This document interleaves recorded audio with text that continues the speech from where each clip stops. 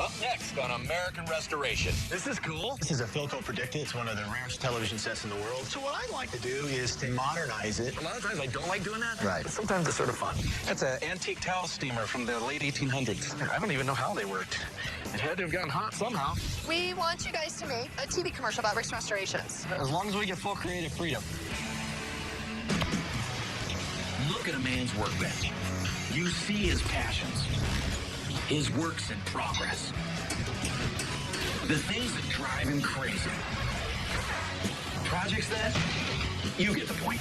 Anyway, every workbench tells a story, and this is ours, American Restoration. I'm all about old school, but sometimes we get to put a modern twist on old items. And those projects always pose unique challenges. Plus, they're super fun. Rick. Yeah. Customer's here with an old TV. Oh, hey, sit right there. Okay, got it. Hey, I'm Rick. Good to meet you. Chris. This is cool. This is a Philco Predicta. It's one of the rarest television sets in the world. It is also known as a Danish modern. I'm here at Rick's Restoration today to get my Philco Predicta TV restored. This is futuristic in its day. Yeah. You know that, right? It was a big deal. Yeah, it was a big one. Yeah, I used to call it the rocket. The rocket. Yeah. Because they look like a rocket. So the way this would usually sit, I mean, this would sit up here like this. Right. Just like that.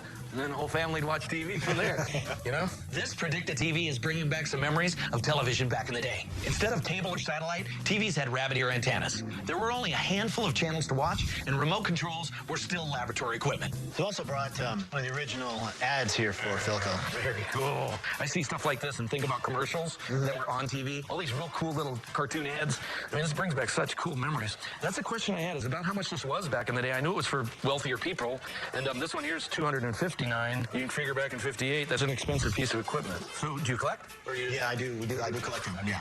The reason why I really want to get this restored is after 40 years, I finally got the chance to be in business with my father. That's awesome. We started a TV technology company which takes television and makes it interactive. So what I'd like to do is take this old rare TV and modernize it. It's really, we're just going to be showing a corporate reel on it. Okay, what do you want to do? So I'd like the outside restored to original condition, but the inside put, you know, an LCD HD panel TV in it, so it would actually be color and it would actually work. But I really want to see the look on my dad's face when he's surprised. Oh, so this is a surprise. It sounds like you want to morph it a little bit. Yeah, absolutely. I want to modernize it. Yeah, a lot of times I don't like doing that, Right. but sometimes it's sort of fun. I hate to make it not original, but, you know, this is for the office, and absolutely, let's do it. Right. What I'll do is we'll pull everything out, redo the cabinet, redo the knobs, redo the face, and then we'll take the TV tube out.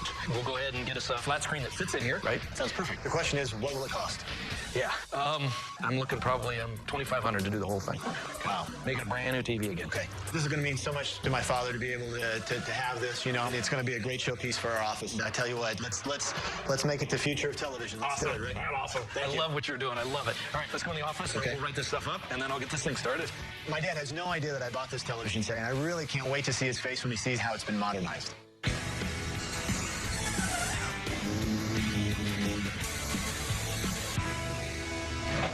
Got a customer here for you. Hey, yeah, just set it right there, Kyle. Thanks, bud. You got it. Hey, this is awesome. I'm Rick. I'm Dan. Good to meet you, Dan. Man, this thing's cool. It's an antique towel steamer from the late 1800s. I own a barber shop, and I want to get it restored to utilize in my barber shop. They just basically heated up the towel. So That's when it. you were in the barber's chair and you're laying down, the barber would take this nice hot towel and set it on your face. And what it did was open your pores and got your beard soft, so it's ready to start shaving your face. He's not going to cut your throat, right? That's it. So you do shaves. I do. Oh. Barbershops used to do shave and haircuts. Right.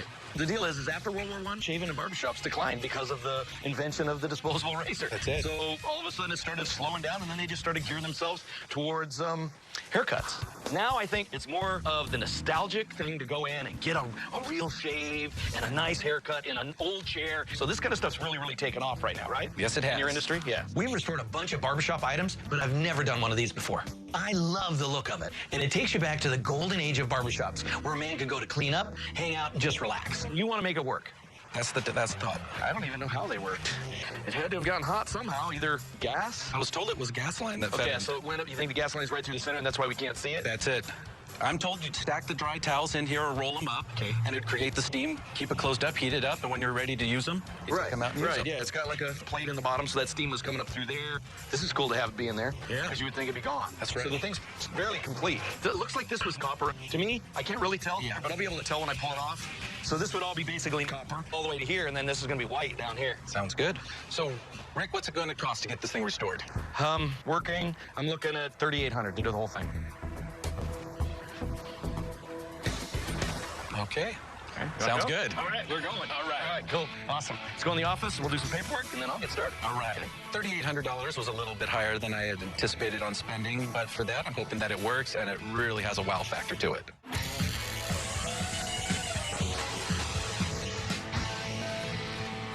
Hey, guys. Yeah. We need to talk to you about something on the Predicta TV. What's up? Well, we want you guys to make a TV commercial about Rick's Restorations. Ever since the client told me that he wants to play corporate videos on the Predicta TV, I've known that I got to show him how it works by playing something on it. Then we came up with the idea of making our own commercial. Kind of kills two birds with one stone. Wouldn't that be cute? Do we have a budget for this? I mean, if we're making a commercial, we got to make it good, right? There's no budget. There's no such thing as a budget. I don't know how they expect us to make a TV commercial with no budget. I mean, does Rick restore stuff with no budget? I don't get it. As long as we get full creative freedom. You're not trying to tell us how to do it. Yeah, that sounds good. Because what's the point of that? Then it's like you making it. I like to be the creative one around here, but if we want to get this done on the cheap, we've got to give something up. I'll let them do what they want, but I'm praying they don't embarrass me. You know, represent, bottom line. Represent Rick's Restorations in whatever creative way that you want to. I'm up for that. That'll be great, okay? Go ahead and finish this out, then you guys can just think about it, bounce some ideas around. All right. Dude, I got the best idea for this one. We totally got Steve. Kyle and I have to figure out how this 1800s towel steamer works. Oh, mother! That was hot. 1, 2, 3. Whoa!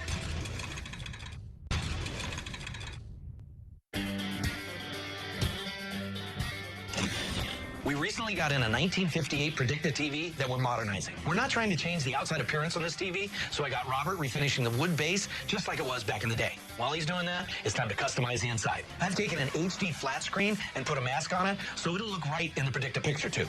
But we got to figure out how to mount it. Hey, Kyle. Hey, Rick. All right, I just got this flat screen that's going to go in the Predicta TV. We got to figure out how to mount it. What I thought about doing was make a bracket here to where this fits here. So you go like this. Okay. It's always challenging making something old work with new technology. So fitting the new screen into the old housing and making sure that it doesn't fall back has to be my main focus right now. Now what I need you to do is have Dave make a flat plate out of aluminum, and then you'll drill a hole through the end. You'll weld a nut on the back to where when you screw it in, it tightens into this bracket. Size it to this on the width from right here to right there. This will be the flat bracket. It'll V in here, go straight down, mount there, and mount there. That'll give you all the support you need for the whole TV. Okay. Okay. All right. If you have any questions, I'll holler. Okay, bud. Earlier, we got a really cool piece of barbershop history into the shop. A late 1800s towel steamer. It's all rounded, so banging it out and polishing all the dents has not been easy. But step by step, we're bringing this thing back to life. Some of the high shine polish is really starting to pop, and I hope the customer is going to be thrilled with the new look of this thing. How's it going? Good. Kyle and I have to figure out how this 1800s towel steamer works. Problem is, there aren't any directions and there were no parts. So we're hooking up a mini propane tank and a garden hose and hoping for the best. I believe you have to open this valve, let the water in. We'll open that valve, let the air out until the water comes out. And we can let the water rise to the top. Okay. All right, that's on. That's off. Now let it go. Go ahead. Damn it, Key. Not that much. You're lucky that wasn't hot water. It's heating it from the bottom. And then that's heating this water? Heating the water in the tank, and it's heating this water up here through those lines that are going through the bottom. So the steam just basically comes out there, right? Yeah, it's just gonna come up into the head. Totally got steam. Oh, mother! That was hot. Ow, that one was really hot. I think she works. Oh, that was hot. Well, that's what you get for shooting me in the balls. Yeah, but that was cold. You can deal with that hot. This thing heats up so good, we got to boil on the first try. Rick's really gonna be happy, but Tyler's been a little burned. Where the hell is the record button? What's up, Bradley? We're ready to go. You got the camera ready and all that? Yeah. Earlier, my dad asked Bradley and I to make a Rick's Restorations commercial. We may not be filmmakers, but we definitely have the talent to make this thing a winner. Ron, what? We're making a commercial. A commercial? A commercial. So tell me, what's your favorite part of working at Rick's is? Being on the road, finding good old crap, bringing it back, selling it, living life. It's good. That's what we needed. Deuces out, hang loose, be good, love life. Jackasses. Ron slayed it. I think this commercial is going to be a piece of cake, and who knows, this could be the start of something big for me and Tyler. Kyle, we got some questions. Kyle, we're making a commercial. We need big energy, and tell the camera how much you love working here. I love working here at Rick's Restorations because I get paid on Fridays, and I work on cool stuff. Something like that. I love working here at Rick's Restoration. Nice! We'll work on it. Thanks, Kyle. Why don't you guys get to work? So we're having issues with some of the talent today, but we have a big staff, so we're going to keep pushing forward. I mean, it can only get better, right? Cowboy! Why? We're making a commercial. Well, I don't want to be in it. I gotta have people around the shop talking about why they like it here at Rick's. Well, you're talking to the wrong one. Why do you like it here at Rick's? Look right here for a second. It sucks working here at Rick's. How's that? No, you can't do that. I need a raise. You gotta love working here. I like lunch and leaving work. That's the only part. All right, we got to think of a plan B. That was horrible. I got this. I got an idea.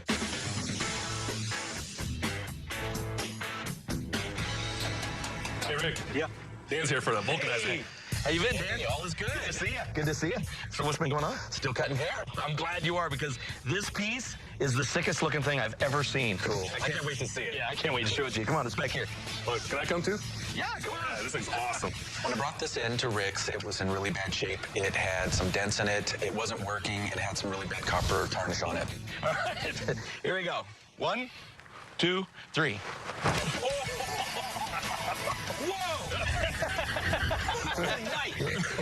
When I first saw the vulcanizer, I was astounded. That thing just shines. That is beautiful.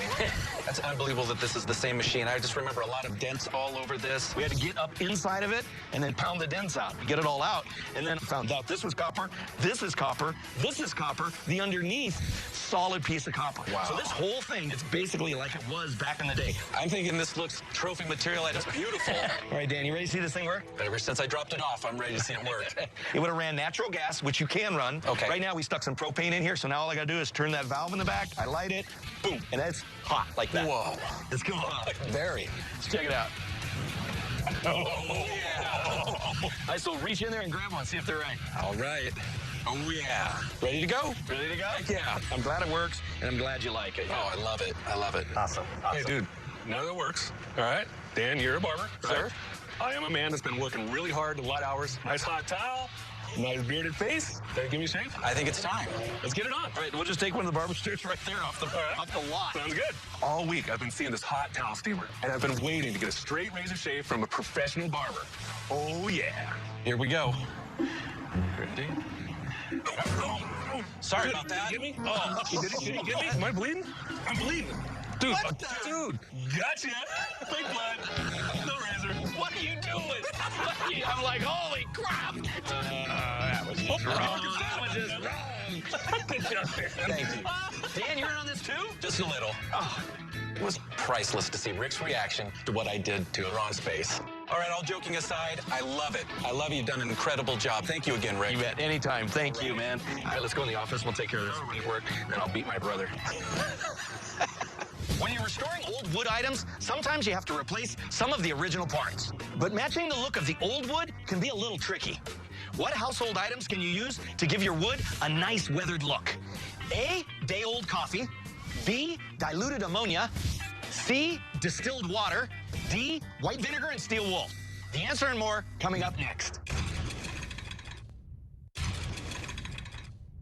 What household items can you use to give your wood a nice weathered look? The correct answer is D, white vinegar and steel wool. By soaking the steel wool in vinegar overnight, you can make a simple stain that gives your wood a nice aged patina. The longer you let it sit, the darker your stain's gonna be. So what you do is apply the mixture to the wood with a brush. Before you know it, your piece will look like it's 20 years old. For an even more aged look, you can score it with a screw or hit it with a hammer. This Predicta TV has been a blast working on it. We're coming down to the home stretch on it, and I have Robert installing all the electronics in the wood cabinet. Once that's done, we've got to get it all together because the customer's going to be here any minute now. Rick, Chris and his dad's here. Oh, hey, Chris. Good to see you, Rick. Good to see you. I'd like to introduce you to my dad, Kerry. Kerry, good to meet you. Nice to meet you. As you remember, last time I was here, what I dropped off was a surprise for your store. Yeah, For my dad. yeah, well, I'm hoping it's going to be a big surprise for you, and I hope you love it. So, you ready to go see it? I'm excited. All right, this is going to be cool. This is really cool. Come on, So, come here. Dad, I wanted to get the television restored for my dad because we started a TV technology company together. And it's really a testament to a father-son relationship and a business. So, Kerry, do you have any idea what it is? I have no idea what's behind there. Okay, here we go. 1, 2, 3. Holy Check that out. I can't believe it. That is fantastic. That's awesome. When I first saw the Predicta TV, I was just absolutely blown away. I got to tell you, Richard did a fantastic job. It looks better than new. We've watched science fiction television since the 1950s. Right. It's great to have a memory like this brought back to life. Yeah. I'm just amazed that you found one that you could restore. Oh, it was rough. I bet there was not much to it. It was broke. It didn't work. There was nothing on it that didn't get touched, bottom line. When you brought it in, the wood it looked like it was painted, to be quite honest. Robert had to strip it, sand it all down, and he went and stained all that and then clear coated it. And then on the front cloth, this has all been redone. We found the same matching cloth, which was pretty cool. I was worried that we weren't going to find that. This is gorgeous and a beautiful restoration job. I'm thrilled. Thanks. What he wanted it to do was show videos, and the only way to do that was to convert it over to like a flat screen on the inside so where you could actually see it. So we went and made a piece on the inside that's actually round, going around the corners. So the flat screen, when you look at it, it's going to look like it did back in the day. Oh, that's fabulous. It's all incorporated in it to where you don't really see it. You know, like if you stand back, it still looks like an old Predicta. That's awesome. And then the bottom end of it, it had to be converted to where it no longer was a tubes or anything like that. It has to function a little bit newer, basically. I mounted the DVD down in here. In order to get it in and out, I didn't want to, you have to undo the back. So we just cut the cloth just a little bit, glued it up inside there so you really can't see it. It's all interactive. That was what we were trying to shoot for also. This was a perfect surprise. You know, I really didn't expect this, and I really want to thank you for it, and you too, Rick. This has made a lot of dreams come true. It's going to be great in our business. All right, awesome. Well, that's perfect. That means I did a little bit of my job. You want to see it play? Yeah. Okay, now I got a surprise for you. Tyler, Bradley. Sometimes my bright ideas come back to bite me in the ass. I had the boys do a commercial to show that the TV works. I haven't seen it yet. I'm just hoping they don't embarrass me. You ready? I'm ready. Oh, darn. My grandpa's cooler's too old and rusty to keep. Now all the memories it brought will be gone forever. Do you have an item that you just want to get restored, but you don't have anything to do it? Don't throw your memories away. Bring them to Rick's Restorations and we'll fix them up for you. Just come on in and our friendly staff will take care of your precious project. Our crack team mechanics will rejuvenate your pieces better than new, I'm telling you. Fiberglass, wood, metal, no problem. Motors or mechanics, no damn problem. We can take this and turn it into this. And we can take this and boom, look at it now. It looks amazing. But that's not all. Don't have your own junk, but still want a piece of restored Americana? Come check out our boneyard. We have gas boats, we have sliders, we have coolers, we have pedal cars. Come on, we'll restore it all for you. Nice. While you're there, do not forget to meet with our friendly staff. So come on down to Rick's Restorations today. That was awesome. Good job, guys. I'm not embarrassed at all.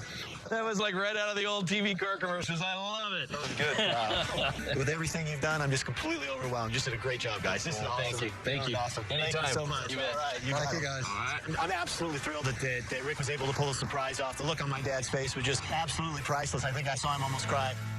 We are live from Rick's Restoration. Marker. We're making a commercial. We needed to be in it. Something broke? Don't throw that out. Are you guys serious or what? You'll find out. We'll do the dirty work and make it shine like new. I need some cocktails for this. Now you gotta give me a wave. Let's get it. Come. I think we got it. We're out. We're done. Thanks for coming. See you later. Up next on American Restoration. The Pinball Hall of Fame needs your help. What is this? This is really weird. It's a Texas Ranger Gatling gun. That sounds awesome. Hey, Mike! This is a 1964 Ducati Falcon 80. Oh, it's a Ducati? Basically in a basket? God, I hope we don't need too many parts. I'm really worried about this one. I know I found all the parts I could. This scares me. This is not out of anything else. One bike, one kind, one time. Hopefully somebody in the world's got one. I knew this thing was rare, but I had no idea that it was that rare.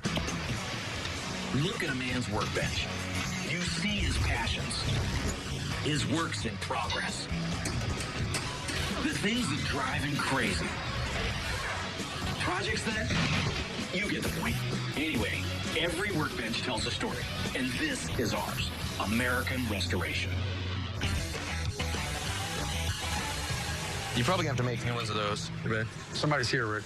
All right, you got it? Yeah. Hey!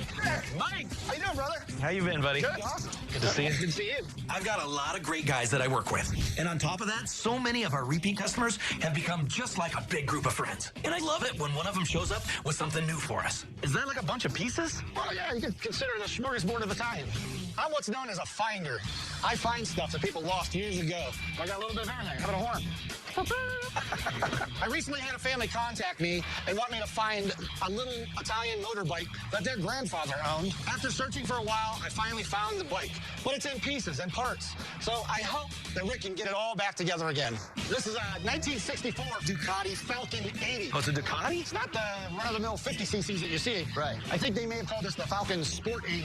So it's kind of a rare bike. Ducati came out with 3 different types of utility bikes, the 50, the 80, and the 125cc. People usually went with the 50 because it was cheap, or the 125 because it was fast. But that's what makes seeing an 80 like this one so exciting. The family contacted me and said, you got to find this for us. It's very important. Grandpa bought it. Okay. He passed it on to his son. Yeah. Passed it on to his son. Right. Now it's going on to the baby. So right down the family tree. And you had to track down all these parts? Was it in one place? No, different places. But, it's amazing that you found it, like, really cool. In Italy, it was a bike of utility, you know? Yeah. I mean, they would load stuff on them and get around a lot easier. A lot of them didn't have cars. Now, Ducati's a big deal. They're fast. Ducati started making bikes in the late 40s and has slowly become a household name around the world. They're really well known for making some of the fastest bikes ever. You know, you definitely bring me some kind of a challenge every time you come. Now you bring me a bike that's basically in a basket. But it looks like you found the majority of the parts. But it's got some issues. I mean, everything's out of the motor. I can see the piston. They pulled everything out. That's a shell. You're right, it's empty. Yeah. So somebody probably started to do a rebuild and then just stopped. So, God, I hope we don't need too many parts. I told this family that you're a good fella, not a wise guy, so you're going to give them a good price, right? Yes, absolutely. We're probably right around, I'm right around 12. 12? 12 to do the whole bike. I think they'll be happy with that. Okay, cool. So we're going to blow their socks off, I hope. No pressure there, huh? I'm really worried about this one. I mean, these parts are Italian. So I know I found all the parts I could. I just hope Rick doesn't get stumped on one little obsolete part. So that might be a big challenge.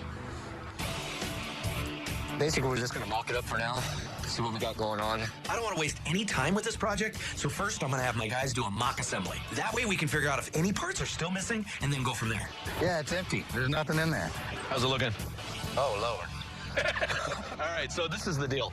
Big Mike found the different pieces in different places, but he believes that it's all here. So what do you got? I mean, I noticed you got the tires on, you got the tank on. Tires, tank, we got fenders. The basic bike's there, right? Yeah, it's just that the motor's been completely torn apart, and who knows if all these gears and shims and bearings are all there or not. Well, it doesn't look like much, I'll tell you that. When somebody sends us stuff in like this, especially something we've never done, you know, it's a little hard to tell where this gear went compared to this gear. And if we go and put it together wrong, you know, it's going to be searching for another motor. Yeah, we're going to end up blowing it up. So I think right now I really need to work on finding a manual or some kind of a spec sheet for this motor, you know, so that we can put it back together. So I'm going to have to look somewhere, okay? Make some calls, all right? The last thing we want is to get something wrong when rebuilding this motor. It could dash the dreams for Mike's clients. 4 generations of an Ohio family. So I'm going to have to find someone that knows more about this bike or at least has some sort of manual that we can work from. All right, guys. All right, John, let's tear this thing apart.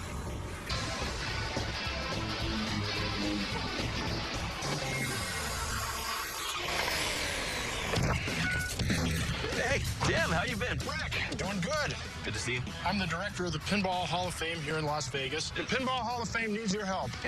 Today, I'm actually bringing in a project for Rick to work on so we can put it in the Pinball Museum for people to play. And I got the Texas Ranger Gatling gun. Wow. What I love about this machine is that it's just so radically different than every other machine we've got. This game has definitely got the wow factor.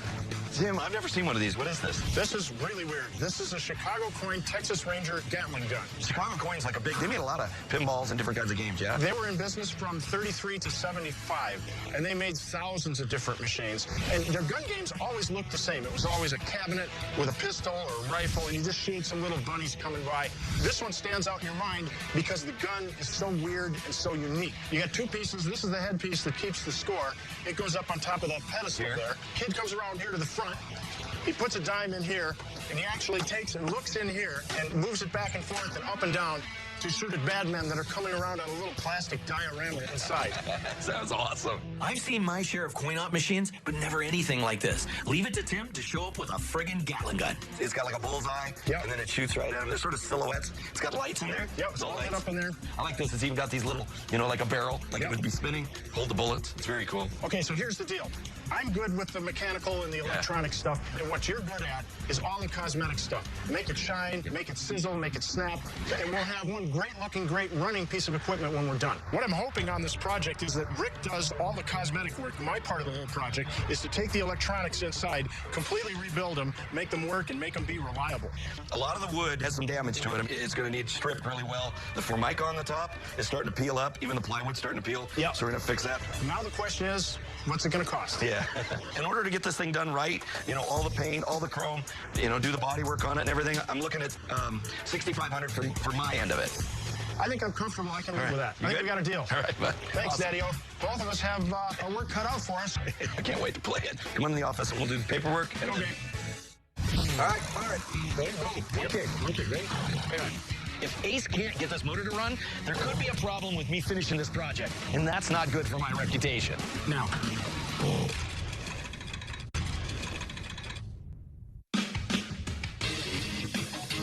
We're working on a Texas Ranger Gatling gun for the Pinball Hall of Fame.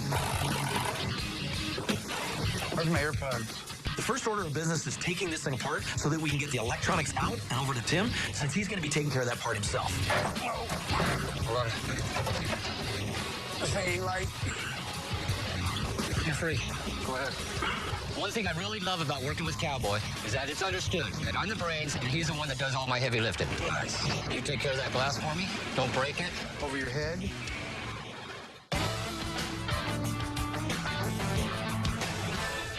Big Mike recently dropped off a Ducati motorcycle, and it came as a basket case. My guys got their work cut out for themselves on the rest of this thing, so I need an extra hand on the motor.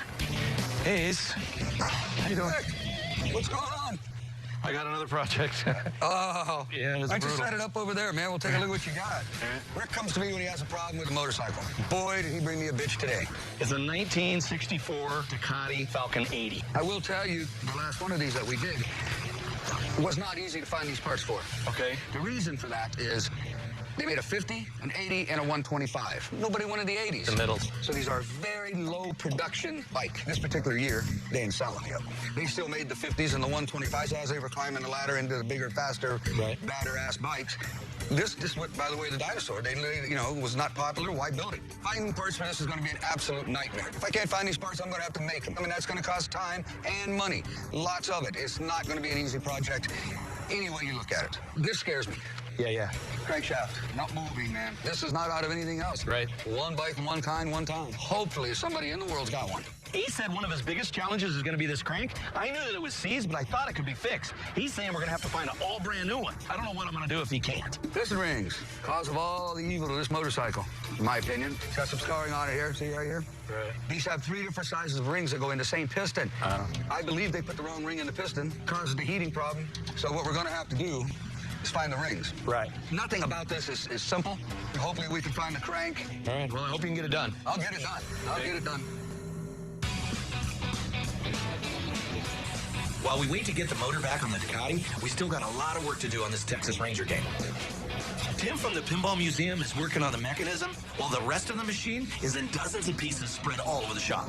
I've got Manny on all the bodywork, Robert remaking several pieces that were too damaged, and then Ted is in charge of the paint. I really hope this thing pops.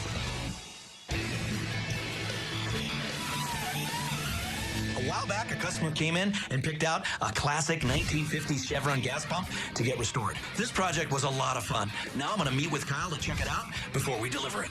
Hey, Kyle, how's the Chevron pump looking? Looks good.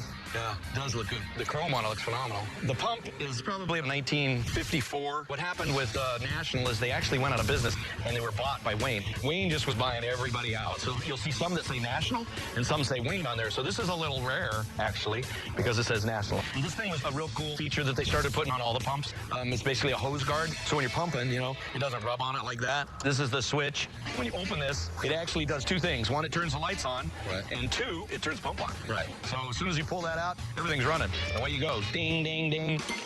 Kyle, it looks fantastic. Paint job came out beautiful. The body works awesome. Let's go ahead and get it crated up or get the thing shipped out. Okay. You got it. Looks great. Thanks, Rick. You bet.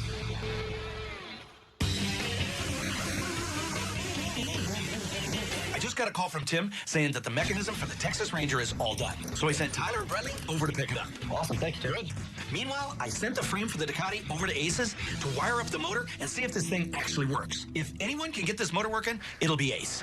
Hey, Ace. Rick. What's going on, bud? How you doing, man? Good. We haven't started it yet. We wanted you to be here for the first firing of it. It was a bitch. Parts were unavailable, dude. Nothing was available for this bike. Really? Yep. We had to make it all, do every part in this motor and on this motor we had to make. There was 493 of these made. There was no parts available. So we just had to do what we do. I don't want to hear it start. I'm like sort of worried it's not going to start. You ready? Yeah. All right. Okay, man. You and Metric want to come over here and shine a bit for Rick? Wonderful. I'm sure Ace put his heart and soul into this job. But when I heard he had to remake everything in this motor, I'm just praying it fires up. All right, fire it. Let's go. One kick, right? If this thing doesn't start, we might never finish this project. Now.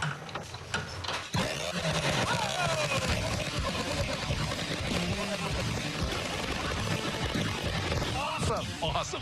Great job. Ace did an incredible job. I mean, this thing looks like it came off the showroom floor, and it sounds like it too. But we're still not out of the woods. As soon as you get it back to me, I'm hoping that the rest of it goes back together. And so I got a lot still to do. So I'll get it back to you in the morning. okay, awesome. All right. Thanks, guys. All right, Kudos, Rick. great job. See you later.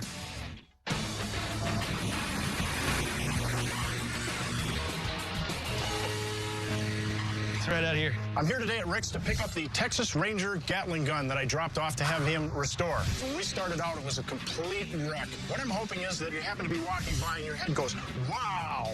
That's what I want at the Pinball Museum is the wow factor. I'm really excited. I remember what this machine looked like when I dropped it off. It was rusted. The paint was coming off in big chunks. The wood was delaminating and curling up at the end. Right. It was really, really in sad shape. Yeah, it was pretty ugly. It was, yeah. Keep that little vision in your head there, bud. I've got the old one in my mind. Okay, here we go. 1, 2, 3. Whoa, look at that. Wow, look at the shine on that. When I first saw the machine, I just couldn't believe it. The colors, the shiny finish, this game was just incredibly sharp. This is everything I had hoped for. That is incredible. It looks like it came out of the box. Look at that door. Yeah. Look, that was all rusted solid. Yeah. And look at it now. Yeah, it looks brand spanking new, all chromed out. Wow, I am impressed. Thanks. You know, when we got it, it was just a wooden box. You know, Yeah. this part of it was all sheet metal. So we took this all off first.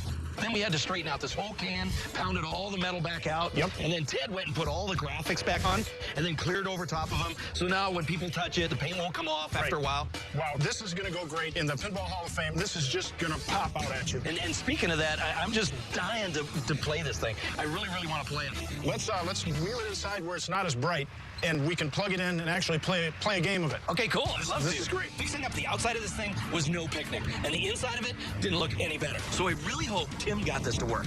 Here we go. Oh, wow. Look at that. That's cool. That is great. Let me show you what I did on the inside.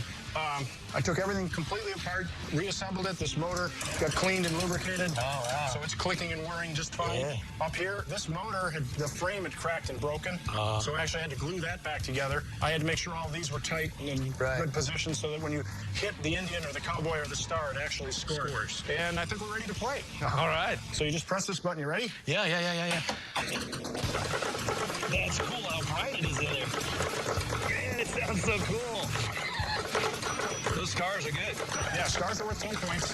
Cowboys and Indians are only worth 1.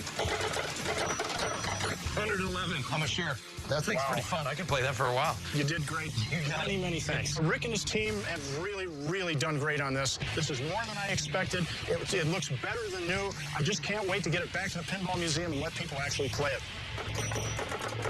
When we prepare a piece to be refinished, we often use sand or a bead blaster to remove all the old paint. But not everyone has access to this kind of equipment. Which of these can you use instead of a sandblaster to make stripping your project easier? A heat gun. B, a pressure washer. C, an electric sander. D, a cordless drill. The answer and more coming up. Which Which of these can you use instead of a sandblaster to make stripping your project easier? The correct answer is B, a pressure washer. If you don't have one, you can rent one at your local hardware store. What I like to do is hold the nozzle at a 45-degree angle and work slowly across the piece. When you're renting one of these at the hardware store, go ahead and get the highest PSI or pressure possible. Also, get one that has heat to it, and that'll rip it off even better, to where now you're ready to paint. Hey, Rick! Hey, Mike. Good to see you. Good to see you. I'm here today, not by myself, but I brought a family from Ohio that is really excited to see their 1960s Ducati Falcon. All they know is that I found it. I mean, they don't have any idea what it looked like or what we saw. It was a mess. That's all I can say. It was a mess. But that's why we bring it to you, because you're the guy with the super glue. Yeah, right. My dad bought this bike brand new in Akron off the showroom floor in 1964. I've rode it, my dad rode it, my son Rich Jr.'s rode it, and I can't wait to see what it looks like. This thing's gonna be cool. There's something. Here. Holy crap! Oh, here he comes. Holy look at that. Oh my God! Look at that. Is that nuts? It's like it's brand new. Oh, that is awesome. Is that your motorcycle? Oh, that's it. Oh, You just went down and bought a new one. Right? You can't buy that one new, sorry. You can't even find that one. That's a remake. When Rick rode up on that Ducati, I was stoked. I just couldn't believe that he could bring it back to showroom quality again. He breathed new life in that bike. It's just amazing. I can't believe you pulled it off. Now I know what Grandpa felt like walking in and buying this thing new. The bike is rare. Finding parts is impossible. He brings me the bike, and the motor is in 1,000 pieces unless somebody tore it apart. The guy that helped me do the motor, his name's Ace, and he's really good at the old motors. He actually had to make the parts on the inside of the motor because you can't find parts for it. Oh, this is phenomenal. This is unbelievable. It's beautiful. I can't wait to show it to my dad. And then you need to give it to your son. Oh, Yeah, your son's gonna get that bike. yeah, Jameson, he's a year and a half right now. He'll be riding it one day. So you want to ride it? Yeah, get on it. Get on it. You need these. Oh, the real Italian brother Doggin.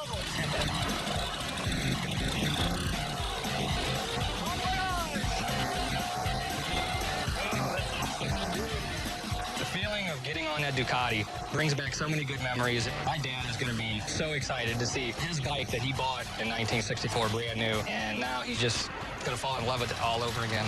I think he's going to be speechless. I mean, it's just beautiful. It's a work of art. Oh, thank you so much. I can't believe it. Thank you both. We appreciate it. This is amazing. Let's go inside. We'll do the paperwork, and we'll maybe have some pasta, right? Italian wine. That's right. Can you suggest one, maybe? Yeah. I mean, what, 10W30, 40? Up next on American Restoration. This is the Carl's Jr. sign, right? From the 1970s. There was an earlier version of the star. We want to get one that goes back to that 60s image. Yeah. I'm stumped. Holy. I've been on the road for 2 weeks, and man, have I brought the mother of all loads. It's very important for us to start selling. I'm going to sleep for at least 2 days. You're unloading this so we can start selling it today. It's a Southwest gas pump. That's just not unique enough for my shop, brother. I might be walking away empty-handed. Look at a man's workbench. You see his passions, his works in progress, the things that drive him crazy. Projects that, you get the point. Anyway, every workbench tells a story, and this is ours, American Restoration. I'm the kind of guy that has all the confidence in the world in my shop and in my guys. So when a project comes in that may seem impossible, I'm the first guy that says, bring it on. Hey, Rick. What the heck is that? Oh my God. Hi, I'm Rick. Andy. Good to meet you, Andy. Let's let him pull this right here. I'm here today to get a Carl's Jr. Happy Star sign restored. I'm the CEO of Carl's Jr., and we'd really like to pass it on to Carleo Karcher, our founder's son. This is the Carl's Jr. sign, right? The Happy Star face is really a caricature. It's supposed to look like Carl Karcher. Right. Remember Carl? Carl was our founder. Yeah, that's very cool. What I really love about the restaurants now is when you walk in, you get to see heritage. You get to see the old pictures. That's right. You see Carl standing there. He's got his kid next to the old hot dog stand. There's a true beginning story. I remember going to Carl's Jr. with my dad when I was about 9 years old. We would go down to this Carl's Jr. on Harbor Boulevard. We drove in there, got a burger and some fries and a soda, and I was a happy kid. This is a sign that's from the 70s. There actually was an earlier version of the star that Carl used in the late 50s and in the 60s. It's got freckles, it's got a soda in one hand, a burger in the other, and he's got shoes on. We want to get one that goes back to that 60s image. You're wanting to take this one and make it look like this one? Exactly. on the back, it looks like it's missing sheet metal and it's missing this, right? Yep, missing a lot. Right, so this has to be back here too. Correct. I'm gonna have to make this piece on the back. Turning back the clock on this sign is actually really tough. It means fabricating one-of-a-kind plastic pieces from scratch with only a picture to go on. And since plastics aren't in my wheelhouse, I'm gonna have to get creative on how I'm gonna get this thing done. The burger, the cup, those are gonna be two big challenges. And then fix all the spots that are bad, sandblast it, go ahead and shoot it red. This sounds like a lot of work. It is a lot of work. I can't wait to get started. It's really exciting. Thank you, Andy, very much. Thank you, thank you. Let's go in the office, write up some paperwork, and make happy again. Recently, I sent Ron out to the Midwest, and it's always a risk sending somebody that far with the gas prices nowadays, because you can spend thousands of dollars and come back with nothing. Holy Wow. Oh, my God. Look at that load. I've been on the road for 2 weeks. I'm finally back to the shop, and man, if I brought back the mother of all loads. That's right. Wow. What do you think? Man, that's so much stuff. I have about 20,000 bucks into this picking trip. But have I found some awesome items? Like, what's it stacked on top of There's itself? stuff laying down. There's stuff on top of stuff. I haven't seen a load like that in years. Everything on there was stuff that we can use in the boneyard. Check that out. Wow. An airline? Airline picnic. My God. Nice, huh? That's in mid shape. This is so cool. It's got this little handle where it's actually sort of like luggage. You know, you can carry it on the plane. This is incredible. What else? A lot of pumps. Right? Cool pumps, though. Cool pumps. Never seen one of these. No, never. It's a Southwest. They're really, really hard to find. And they're a pretty cool looking pump. I mean, this aluminum trim on here, that's nice. That thing is going to be just sick. Yeah, you got to give it to me, dude. I mean, when was the last time? Full truck, full trailer. You did great. You know, you found so much stuff. I'm a little worried right now that we've spent thousands and thousands of dollars. It's very important for us to start selling right now. I need my money back. Dude, I just pulled in. I'm going to sleep for at least 2 days. No, you're not. You're unloading this so we can start selling it today. Because right now, we're in the negative. You need to make enough sales. I'll tell you what, since I have to unload all this and freaking sell it, I want you to wait on me. I want you to cook me dinner.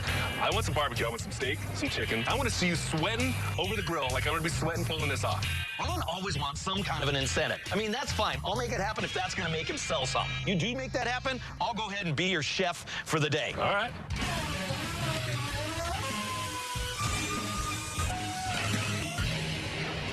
It did. Tyler and Kyle tore down the Carl's Jr. sign so we can start the bodywork and start making the Happy Star face in the style of the 60s sign. Now I need to see if Ted can fabricate the other missing elements. I need you to make me 2 boots here and here, and then we need the hamburger on the top and the drink out of scratch. Out of scratch. Why can't you ever bring me anything easier? If we had an original piece or a mold, that would be one thing. But all we have is a photograph to work from. So there's going to be a lot of figuring out to get the size, shape, and color of the hamburger boots and drink cup just right. From what I can see, the hardest part is just going to be getting it right. I mean, it's got to look right. I agree. So where are you going to start? We'll measure the star. We'll get the best idea that we can, how big they are, work up some sketches. Yeah. Take a chunk of foam and your chisel, and you start carving. I always figure that Ted can make anything out of anything. But without a mold or a model to work from, this is going to be a lot of trial and error. It's a Southwest gas pump. If I can make a sale, my brother is going to owe me dinner. You could have some shelves in here. You could put a safe in there. All I hear is blah, blah, blah, talking out the side of their neck. I'm just really not interested in that. Shut down.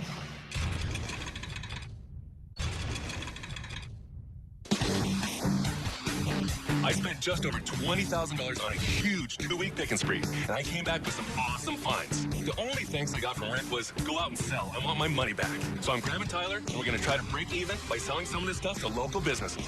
One good point about actually going to the people's business is you can see the full motif, and then you can incorporate that. The first item I'm going to try to sell is a you-selected candy machine from the 50s. And what better place to hit up than a candy store? Oh my God. I think you get a cavity just by walking in this place. Hi, welcome to Rocket Fizz. I'm Ron. Hi, Ron. This is Tyler. Hi, Tyler. Can we take a look around? Absolutely. Oh my heavens, this place is incredible. I'm a candy junkie, and this has something for everybody. Check this out. Vanilla milk. Ever heard of that? No. Sounds old. Creamy, flowing marshmallow in 2 milk chocolate cups. That sounds good. That sounds really good. It's got milk in it too, so it's kind of healthy. I'm sure it's fat free. My God. What? Idaho Spud. Idaho Spud. I haven't had one in probably 10 years. We may spend more money than we make in here. So this is perfect for a candy machine. All right, sir. Outstanding store. We brought a candy machine with us. Is it okay if we bring it in and show it to you and talk about it? Absolutely. You can bring it in right over here. Okay. All right. Let's get it. Get going. Now, this candy machine's pretty awesome because it's thin, it doesn't take up a lot of space, and it can hold a lot of different varieties of candy. So you select a candy machine out of the 50s. It actually came with the original base, which is very hard to find. We can take it and restore it back to either really the original style, or we do a lot of custom stuff also. We can do logos on the side of it for you. You can be any color too. I think it'd be cool if you painted the machine up to look like a rocket. Something like that would be awesome, yeah. How much would something like this cost to restore?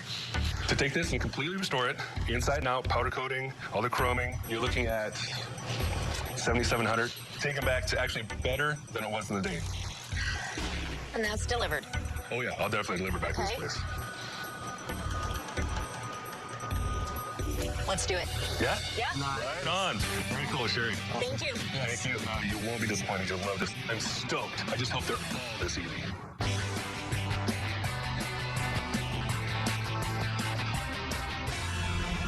We recently got in this Carl's Jr. Happy Star sign, and I've been a little worried about how we're going to recreate the plastics on the face. Hey, Rick. But after a ton of research, I found Darren, a local sign specialist. When I talked to him on the phone, he seemed pretty confident that he can help me out. The reason why I'm here is that I'm hoping that you can do something with the plastic. The plastic on the older sign had sort of a ridge running in here. It was a crease? It had a crease right in here. It was lower, so you're going to have to make a mold. We're going to make a mold from scratch. We'll take this off. We'll trace it down, do a computer line drawing with it, and then take that and put it in our vacuum form molder and pull a mold for it.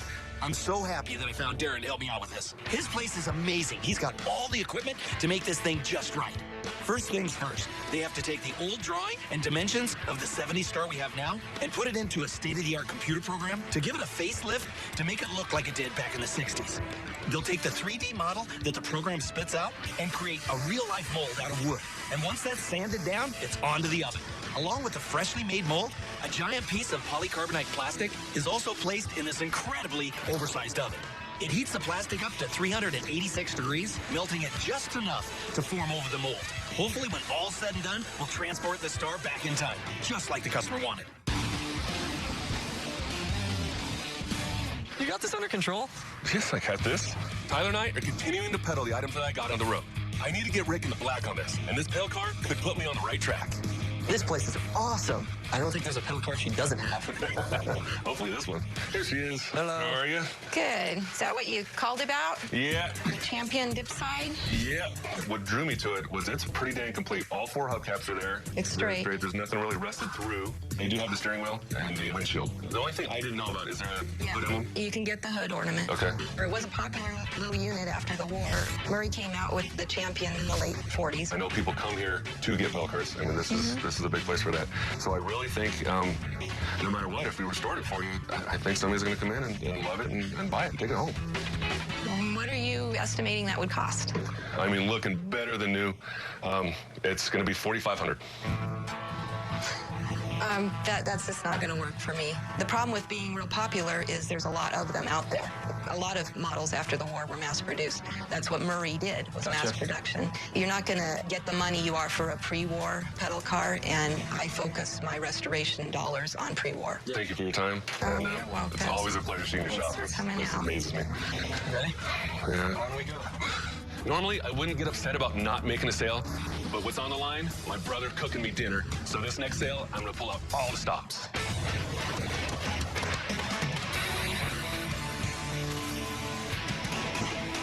The Carl's Jr. sign framing was banged up and severely worn from sitting outside for over 40 years. Now that it's blasted, we're smoothing out the dents and welding up the holes to make it look new again.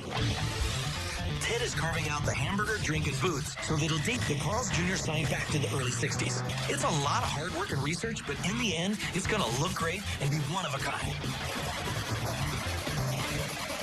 Holy snowballs. You're like carving out a piece of ice. Oh, yeah. That's exactly like it was. Yeah, this is expanded polystyrene. It's the same thing that coffee cups and ice chests are made out of, although this is twice as dense. And what that does, it allows you to carve a little bit more detail without it just literally just crumbling in your hands. Right. It's a little brittle now, but once it gets a coating on there, it's bulletproof. It'll last forever. That's awesome. Yeah. And that stuff we just spray on? Just spray it on. It'll be nice and smooth, ready to paint. You got to do this boot, and you got to do another boot that matches. Just like it. And you got to do the burger and the drink. Yeah, the hamburger's going to be... Yeah. Oh, it's big, too. Yeah. And it's big, right? I imagine it's about this big, right? It's every bit of that. Yeah. So I'm going to go in and check on the metal work, make sure we're ready to paint on that frame, because we got to get this thing done as soon as possible. Thanks, man.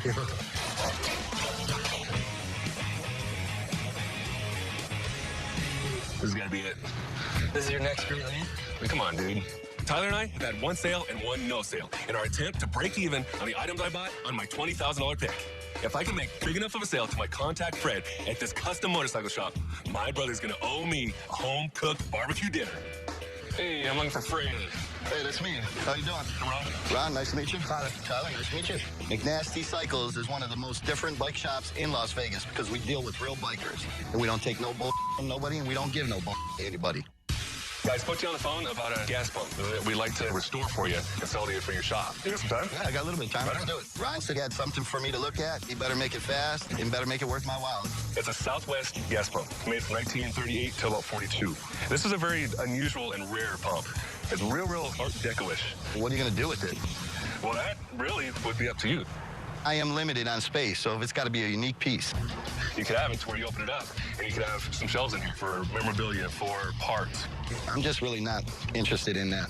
When they were telling me they're going to put shelves in a gas pump, I'm like, what do I need another freaking bookcase for?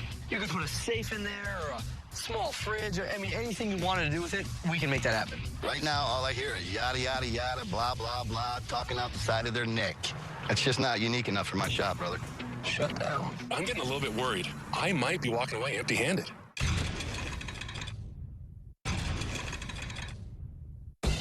There's got to be a way to entice Fred to buy this gas pump. I think Tyler had a gem of an idea when he suggested cutting the fridge into it. If I'm going to spend money, you got to come up with something good. How about if we make this a light bulb just went off in my head? Turn into a kegerator. What is that, brother? Serves beer. Yeah, that sounds pretty wild, man. When I first heard kegerator, it kind of sparked the interest. Anything that can give me cold beer and a hot babe, I'm good with. Your keg will come up to about here. Your tap handle, we can probably have something custom made. We have a bike made, skull. Something. Yeah, skull. This up here, you get a globe. You can put your bike shop's name up on top, and it lights up. Then through here, you got step. You can just tricolor this thing. Red, white, and blue would be cool as hell, you know? Man, these guys are lucky they came up with the kegerator idea because I was ready to throw them the frick out of here. I'm pretty interested in that. If you can make that happen, we might have a deal. All depends on price, brother. Okay, price-wise. Complete, done, kegerator / gas pump / badass is going to be $13,000. 13 G's. 13 G's is a lot of money, man. When they said $13,000, I was thinking, are they going to hold me when they're done? This better be one badass freaking kegerator. This is going to be a custom job for you, absolute one-of-a-kind thing. The pump itself, being as rare as it is, it's about a $9,000 pump. You know what? Let's do it. Yeah? Yeah. Yeah. You are going to absolutely love it. Nice. 13K sale, baby. That puts me in the black for my big picking trip. And puts my brother in an apron cooking me barbecue dinner. Booyah, baby.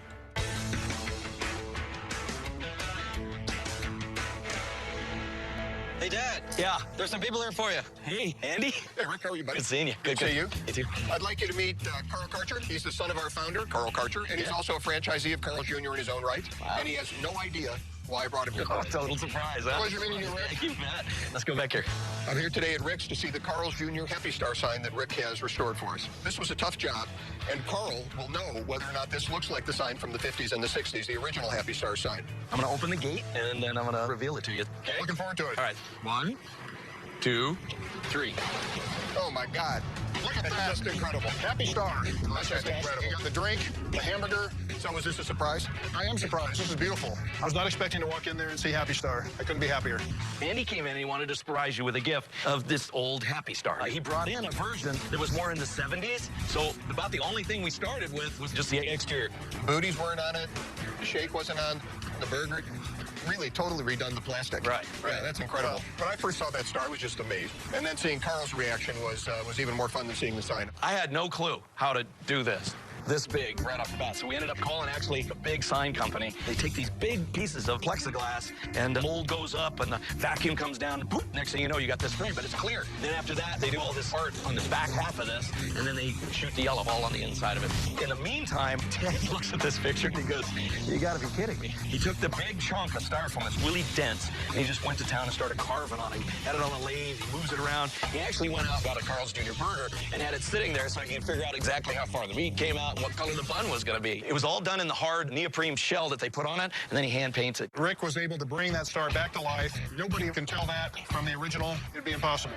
My recollection of having Happy Star on top of our sign would be number 28 in Fullerton. We opened that in 1968. Right. And that's the first one I recall where we had the large star with the cup and the drink and the top. Before that, it was just a image that was on a flat plastic piece. This is really awesome. In fact, we might want to bring this back. That looks good to me. Thank you for doing such a great job with that. You bet. Brought Happy back to life. Thank you. It's awesome. Let's go inside the office. Thank you, buddy. Let's do it. My dad would think that this star was a great image of the original Happy Star from back in that time period, and he would be ecstatic over it.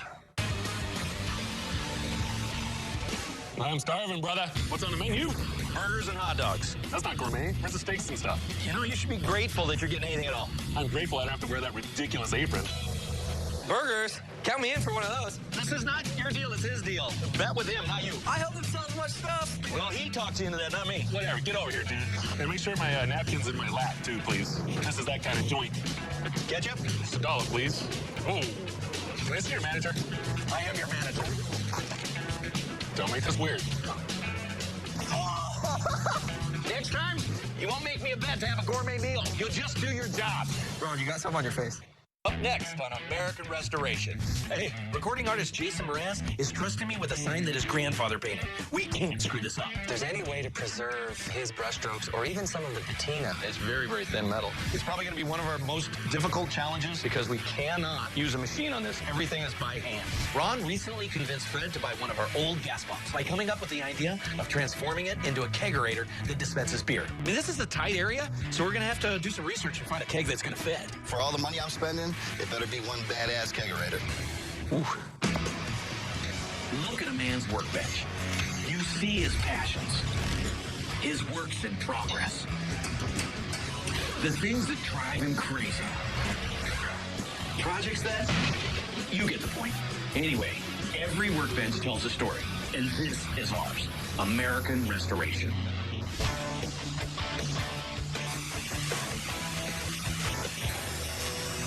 Here at my shop, we usually take old beat-up items and make them look brand new again. But from time to time, we get a customer that wants a slightly different take on their item. Yeah. Hey, good afternoon. I'm Rick. Hey, I'm Jason. Jason, good to meet you, bud. Nice to meet I'm Tom you. Mraz. Glad to meet you, Rick. Tom Mraz. Jason Mraz? Yes, sir. In the flesh. That's awesome. I'm a big fan. What you guys doing here? Oh, we sent you a shipment, and we hope you got it. All the shipments end up over on a table here. There's a bunch that just came in, so let's go over here and we'll look through them. All right. Jason Mraz? Wow. I was really caught off guard when he walked into my shop. I can't wait to see what he's got for me. Old sign. They've been outside for 56 years. Wow. I'm coming down to Rick's Restoration today because I'm interested in getting my Frank D. Fixer signs restored.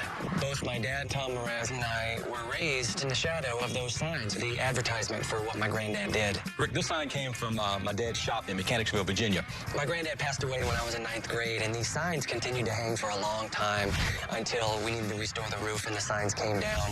And so this is an opportunity for us to restore the signs and hopefully preserve the integrity of who he was. He was a welding supervisor for a company in Richmond, and then at nighttime he was out there fixing things. The local farmers would come by in the afternoons and had to have it fixed at night. His name was Frank Mraz, but when he decided to get a sign made, he said, well, I'm a fixer. I'm going to be Frank D. Fixer. Frank D. Instead of the Frank D? Yeah. Right. You remember your grandfather, right? I do. And he was Frank the Fixer, you know, more than just Frank Mraz. He was always in his shop. He always had grease on his hands. Yeah. So this is the one detail I think of his character that lives on more than anything, especially throughout our hometown. Right. It looks like you've got two signs, basically, right? And they're both attached in the center, and he just went straight across the front of them. Right. Originally, there were soda advertisements all the way at the end. Through the years, eventually, he just lopped off and kept only his sign. The thing that we love the most about this is that we can see his brushstrokes in here when he repainted the letters. That's the real life that we love about this sign. So if there's any way to preserve his brushstrokes or even some of the patina. This patina that's in here, the sun would bake the paint, and then it'd rain, and then it'd get a little bit of rust, and then it's ripped down, and then cover the sign. It looks really, really cool. You want to leave the life in the sign, right? Keep the brush strokes, add the patina, and then make it all structurally sound, right? Man, this is definitely not your normal restoration. It's more like a preservation project. And to be honest, it's going to be tough. This metal's got a lot of rust. And on top of that, it's very thin. What I think needs to happen is first I got to derust it, get that stuff stopped. So then we'll take it into the body shop, and we will be hand pounding all this. Everything on it will be hand done. There will be not one power tool used. And we're going to leave everything your grandfather did by hand. And that's all the last, okay? It's a challenge, but I truly love it. I truly love what I do. And I can understand your grandfather doing the same thing. Thank you. You bet. You bet. Thank you. You bet. Let's go in the office, and we'll do a little bit of paperwork, and I'll start contemplating how I'm going to do this. Cool.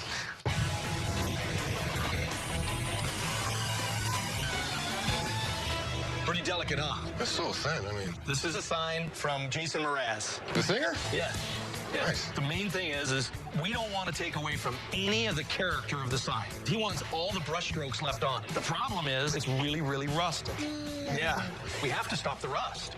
Otherwise, it's going to keep coming back. Try pieces in the rust removing solution, maybe the ends, dip them in the rust solution, and then let them strip out and see what happens. Okay.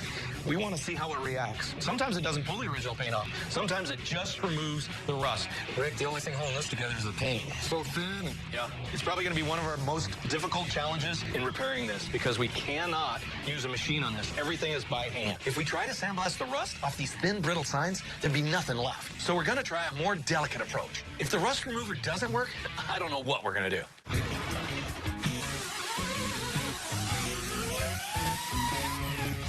Rick. Yeah. Fred's here to talk about the gas pump. Oh, hey. Hey, Rick, nice to meet you. Yeah, you too, bud. Yeah, I know Ron sold you a gas pump. Yeah, you said you're going to turn it into a badass kegerator. Yeah, that's exactly why I wanted you to get down here so I can go through it and figure out we're on the same page, basically. That sounds good to me. All right, it's over here. All right. Fred is a hardcore biker that makes custom motorcycles here in town. Ron recently convinced Fred to buy one of our old gas pumps by coming up with the idea of transforming it into a kegerator. If I'm going to spend money, you got to come up with something good. Turn it into a kegerator. What is that, brother? Serves beer. Yeah, that sounds pretty wild, man. This is not going to be easy. So I definitely want to get Fred's ideas about this restoration before we start tearing into it. We discussed like triple paint on here, red, white, and blue for America. Awesome. When people walk in, I want them to say, damn. Right. That's what I want to hear. Then I know you did your job. One of a kind. Right. On the inside, we'll build a refrigerated unit in there, basically, is what we'll do. I mean, this is a tight area, so we're going to have to do some research and find a keg that's going to fit. The compressor will be on the bottom. It'll all get cold on the inside in here, and then your lines are running out the side. All this plate and the numbers, we want to see all that. On the face, this will all be lit, and you'll see everything moving. Wow. Okay? That's a badass idea, Rick. Can you make that happen? Yeah. Money's not an issue with me, but I want something unique, and it better be good. You just want it tasteful and hot looking, right? I mean, just a badass looking pump. Yes, I'm happy with that. All right, bud. All right, thanks. Yeah. So, how are we doing on it? It fits, but the problem is with this being so tall, cool the beard, we can't get it out. We got a little problem here. Oh my God. That's the problem. These projects have got me really scratching my head. Oh, my.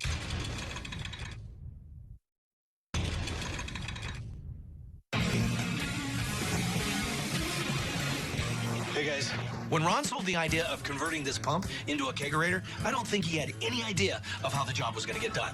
Now it's my problem, so we're going to tear it down and see what's what. The hardest thing that's going to be on this thing is being able to make a unit to hold this keg and actually keep it refrigerated. Well, yeah, we have to have a compressor unit on the bottom. Yeah, that has to slide and be all self-contained and cold all in itself. So we got to get the size of the keg, and then we'll go from there. When you get the keg, can I help you drain it? It'll be empty. All right, get to work. Over the years, I've worked on over 100 gas pumps, and I've never turned one into a kegerator. It's a pretty sweet idea, but I think this thing's going to be a huge challenge. Watch out. I get this cleaned up. You want to take the computer to Fonzie, maybe? And voila.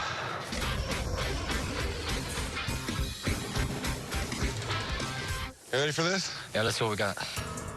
We're soaking apart the Jason Mraz sign and rust remover. It's a test to see how much of the original paint is going to get removed. Well, here comes the moment of truth. Well, this doesn't look good. No, it's taking all the paint off. Look at the paint. Let's go find Rick. This project is all about preserving the original paint job. And although the deruster did his job, it went a little too far and stripped off some of the original paint. We've got to show this to Rick right away. Hey, Rick, we got a little problem here. Problem? Yeah, Frank the Fixer sign. Yeah? Oh, my God. That's the problem. This is why I wanted to test it. It definitely did its job on the back, but we can't put the rest of the sign in because it's going to eat the paint alive. And the other thing is, look at the holes in that everywhere. You don't see it till you hold it up to the light. This is a big problem. This thing was completely held together by rust. If we have any shot of preserving this sign, we got to come up with an idea fast. We need to really, really put our heads together and figure out how we're going to make this work for him. The guys have prepped the kegerator frame, and Ron did me a favor by going out to Big Dog's Brewery and getting the smallest keg they have. Now we've just got to figure out how to make everything on the inside work. Maybe lower it a little bit, but I think we're going to do this. Hey guys, so Ron brought in 2 kegs. Is this the smallest one? This is the smallest one. Mm-hmm. It fits, but the problem is with this being so tall, to cool the beer, we can't get it out. We can shorten this, but that means we're only cooling half the tank at once. The only drawback to making one-of-a-kind items like this gas pump kegerator is that there's no blueprint for how all the inner workings are going to fit together. I'm at a loss. All right, so what do we do now? we could run some kind of a roller system and pull it out, but by the time we're out, it's going to be clear out here. And that means the line that runs from this point down to the compressor is going to have to stretch out to there. And then when you push it back in, the line, who knows where it's going to go. So I think the easiest way is to maybe tilt it. And this will slide out, right? Slide right out. Okay. Tilting the keg will require less slack for the compressor line, which will keep the hose from kinking when you change the keg. So I'm hoping this problem can be solved if Fonzie and Dave can build it out. The first thing we got to focus on right now is welding this inner frame to the bottom of this plate with a hinge on it. And then, Fonzie, you need to figure out on your plumbing end of what we're doing with the refrigeration if that's going to move back and forth. All right, sounds good. All right, I'll come check on you later.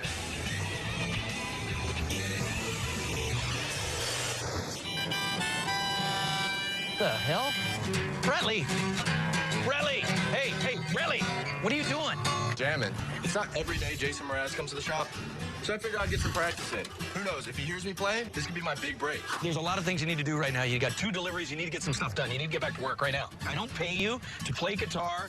I pay you to work. Bradley's an aspiring musician, and I actually think he's pretty good. But we're setting a bad precedent if I let him play guitar in the middle of a work day. I figured, I'd practice. But you need to do it on your own time, all right? So get back to work. All right, back to work. Bradley! You can scream and get back to work.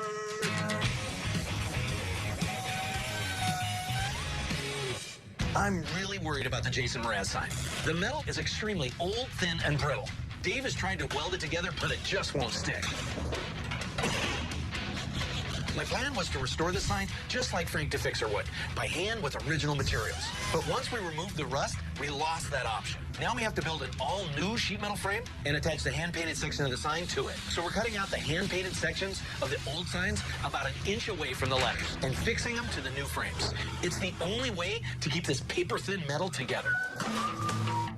The tricky part of combining old and new materials is making the new paint match the old. So Ted's going to have to work his magic and recreate the look of a half a century's worth of patina. I just hope Jason and his dad will like what we're doing.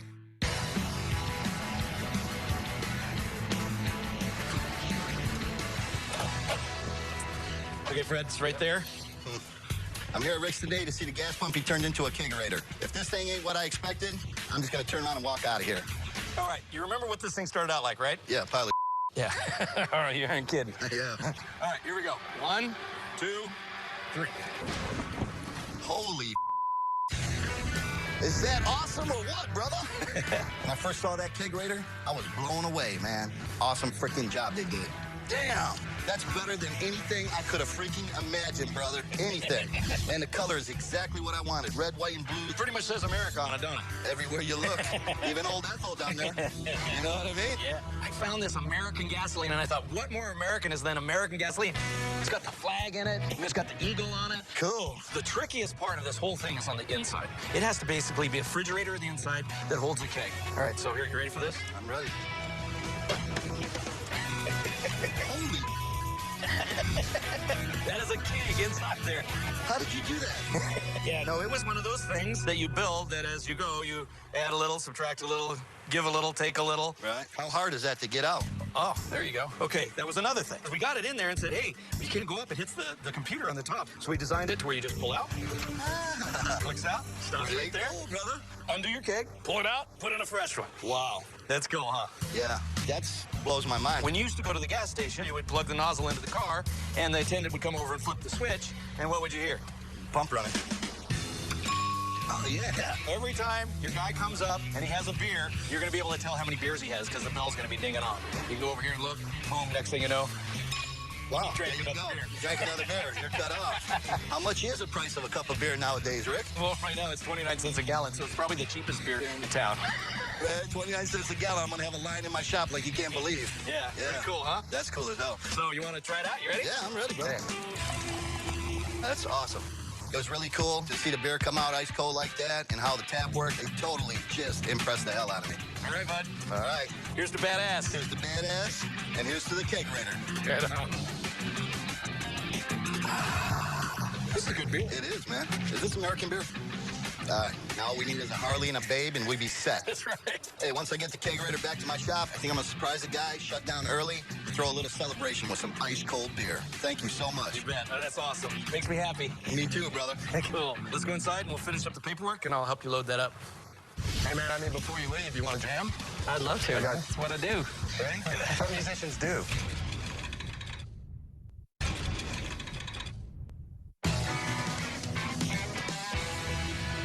We've had one hell of a time getting Jason Mraz's sign back to the condition that would make his grandpa proud. I think we nailed it, but we'll soon find out because he's coming to the shop today. Hey, Rick. Rick. Hey. Tom and Jason are here. Hey. Hey, Tom. Did you miss me? Yeah, I missed you. Jason. Rick, I'm excited. The last time I let you miss. Yeah. So I'm hoping you can give me good news. I can't wait for you to see it. You want to see it? Well, we're excited. All right, okay, yeah. It's right around the corner over here. Come on over. Can I come? Sure. I'm here at Rick's today with my dad to see the Frank the Fixer sign that he's restored for us. When we brought it in, it was really just a thin piece of rusted tin that had the words Frank the Fixer on it. But there was a lot of life in it, and hopefully that life is still there. You wanted something old, kept old, but made structurally sound and new on the outside. Very, very difficult. So here we go. You ready? I'm ready. Here you go. 1, 2, 3. Wow, look at that. You kept the patina there, the rust and everything. Look at it. It's completely rebuilt. Wow. I was blown away by the sign. It looked exactly as I remembered it being up on the roof. It looked as if nothing had even happened to it, you know? But I could tell it was restored, which I loved.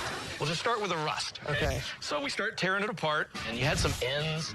Ends were used to be mounted on it. Right. So we tested these ends, and my first thing was try to see if we could derust it. I soaked it in this deruster. It came out, it was holes. The only thing holding the sign together was the rust. That was it. So I'm freaking out, and all of a sudden, next thing you know, now we're gonna have to weld up all these little corners and make the sign back into one shape again. And Dave gets there, he starts welding, hole.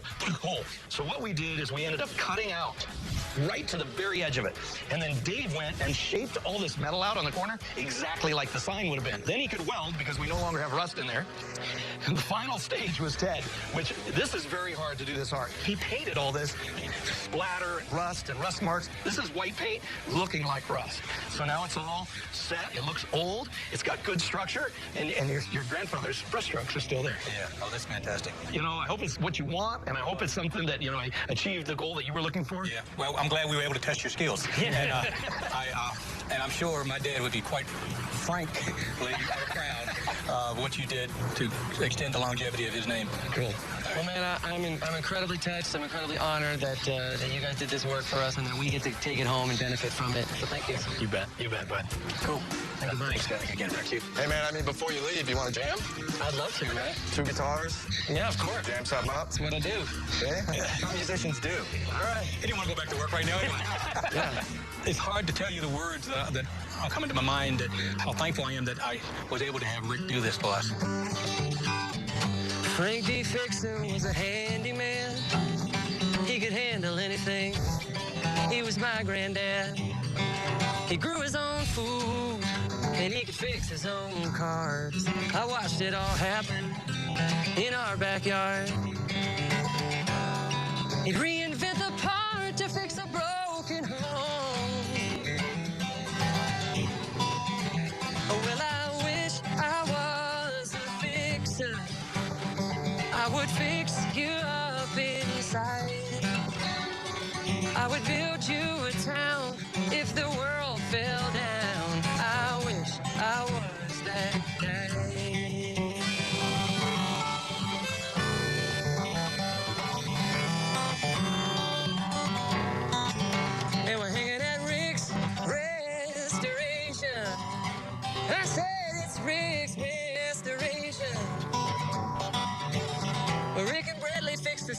Tom and Jason. We're at Rick's Restoration.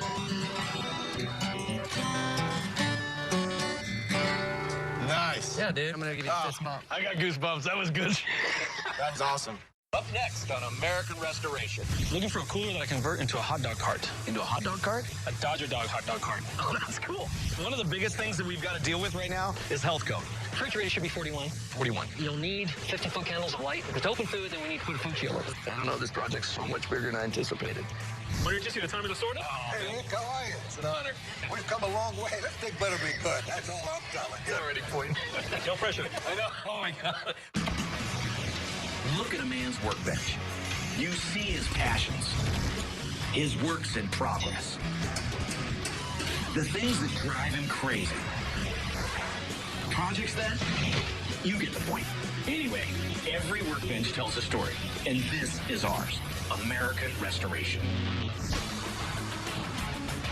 I got a call from Farmer John, the company that makes the famous Dodger dog they serve at Dodger Stadium. These hot dogs are so popular, they actually licensed the casino just east of LA to sell them. So I'm meeting with one of their reps to talk about a potential project to help boost their hot dog sales at the casino. This is basically our line of coolers, and we can convert this into anything that you sort of want to do. You know, to be able to sell hot dogs, be able to refrigerate stuff. Just give me a little bit more idea of exactly what you're looking for. This casino is one of the few places you can get an actual Dodger dog outside of Dodger Stadium. Okay. So I need to serve and prepare hot dogs, drinks, and condiments, and the whole baseball experience inside the casino. Doing a big project for a casino could help open up some doors for some more commercial work. So I'm going to do everything I can to make sure we nail this project. This has to be top-notch all the way. All right, well, that's the only way I put them out, so that should be no problem. A bit of a challenge, but no problem. Since the Dodgers have been around since the 60s and the Dodger dog's been around just as long, I'd like to have that retro feel to it. Okay, I think we should probably look at a couple more. This one here, it's a little too early. It basically is 1949. I mean, it was before the Dodgers even moved, to be quite honest. So, yeah, let me show you this other one down here. It might be a little better. I mean, this one here, although it's full of junk, this is made in 1958. So this is more of a 60s themed cooler. So this is a perfect piece. I think it's great. I like that Rick picked out a cooler that was made right around the same time that the Dodgers came to Los Angeles. But it looks like it's been out of commission for a long time. So Rick has a lot of work cut out for him to make sure it's up and running, and it looks great. How many hot dogs do they sell in a day? They sell a couple hundred hot dogs a day down there. Okay. And we'd like to put that number even more. Right, so I need to make sure that I can hold out 200 hot dogs in here, okay? 200 buns. And with every hot dog, you have to have something to drink. That's right.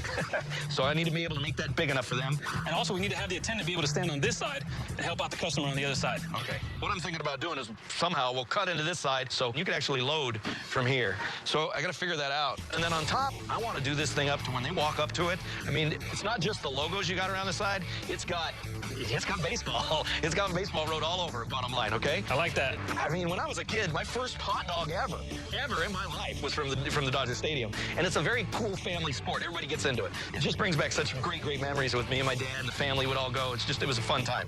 So I want to really do this up, and I just want to make sure that everything I'm saying is good with you. I like your ideas. I really hope you can make this happen for us. Awesome. Cool. This is going to be a great project. I can't wait to start on this. I can't wait. Hey, Kyle. Rick. Oh, looks good. Lid fits great. Yeah, I know. Those are a pain in the butt, huh? Before we start converting that big old cooler into a hot dog vendor, we just finished restoring a much smaller one that needs final inspection before we ship it out to the customer. This is like a 1949 picnic cooler for Coke. They made them in all kinds of models, too. They made a little small one. It's called a six-pack cooler. They made the airline coolers. They're really long. And this thing here is probably the most popular because it held the most. When it came in, it was in pretty bad shape. It was just beat up and dented up. And it's not that easy to do. And to make them look like this, it just looks so much better. I mean, it's just absolutely beautiful. You know, back in the day, a family would go on a picnic, you know? They put their sodas in there. They'd have a tray in the top, and the sandwiches would go in there. They'd get in their old 55 Chevy and drive down the road to go picnicking with the whole family. I mean, that was so cool. That was their fun. That was their entertainment, going on picnics and stuff. Now we have so many different things we can do. Sort of took away from the families. Right. This is a cool little icon. That's awesome. All right, let's get this thing totally wiped down. Okay? You got it. All right, good job, Kyle. Looks fantastic. Yeah, it does.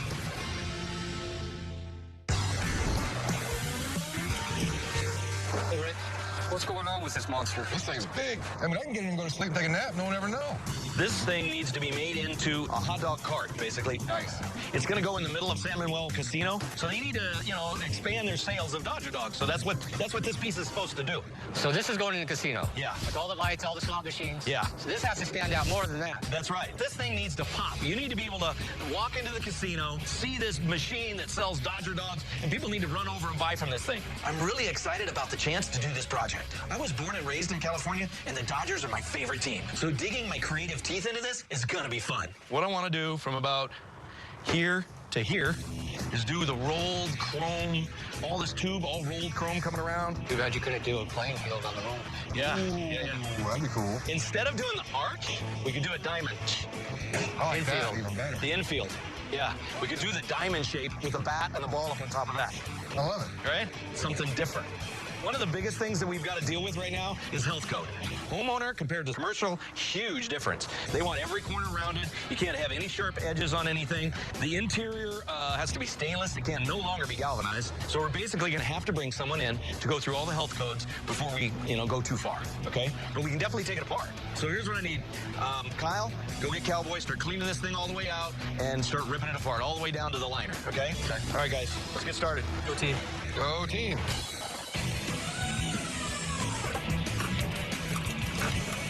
Run! Yeah. What's up, bro? I got a run for you. We're building this hot dog cart, and it's going to be themed after the Dodger dogs. The actual Dodger dogs? Yeah. I was the king of eating Dodger dogs. Yeah, and you got sick on 6 of them. I remember. Yeah, you overate all the time. My brother doesn't know what he's talking about. Nobody can down a dog like Ron Dale. I never got sick, man. Dude, you were just too young to remember. You did. You got sick all the time. I need this stuff right away, though, okay? Because I got to get this thing done. All right. That's what I need. We'll get it. All right? Hurry up. I can eat more than anybody at the shop. No problem. You told me like 20 different things I got to do that this cooler doesn't have. I mean, Yeah, we barely scratched the surface of what you might need to do to make this a piece of food equipment. holy, I don't know. This project's so much bigger than I anticipated.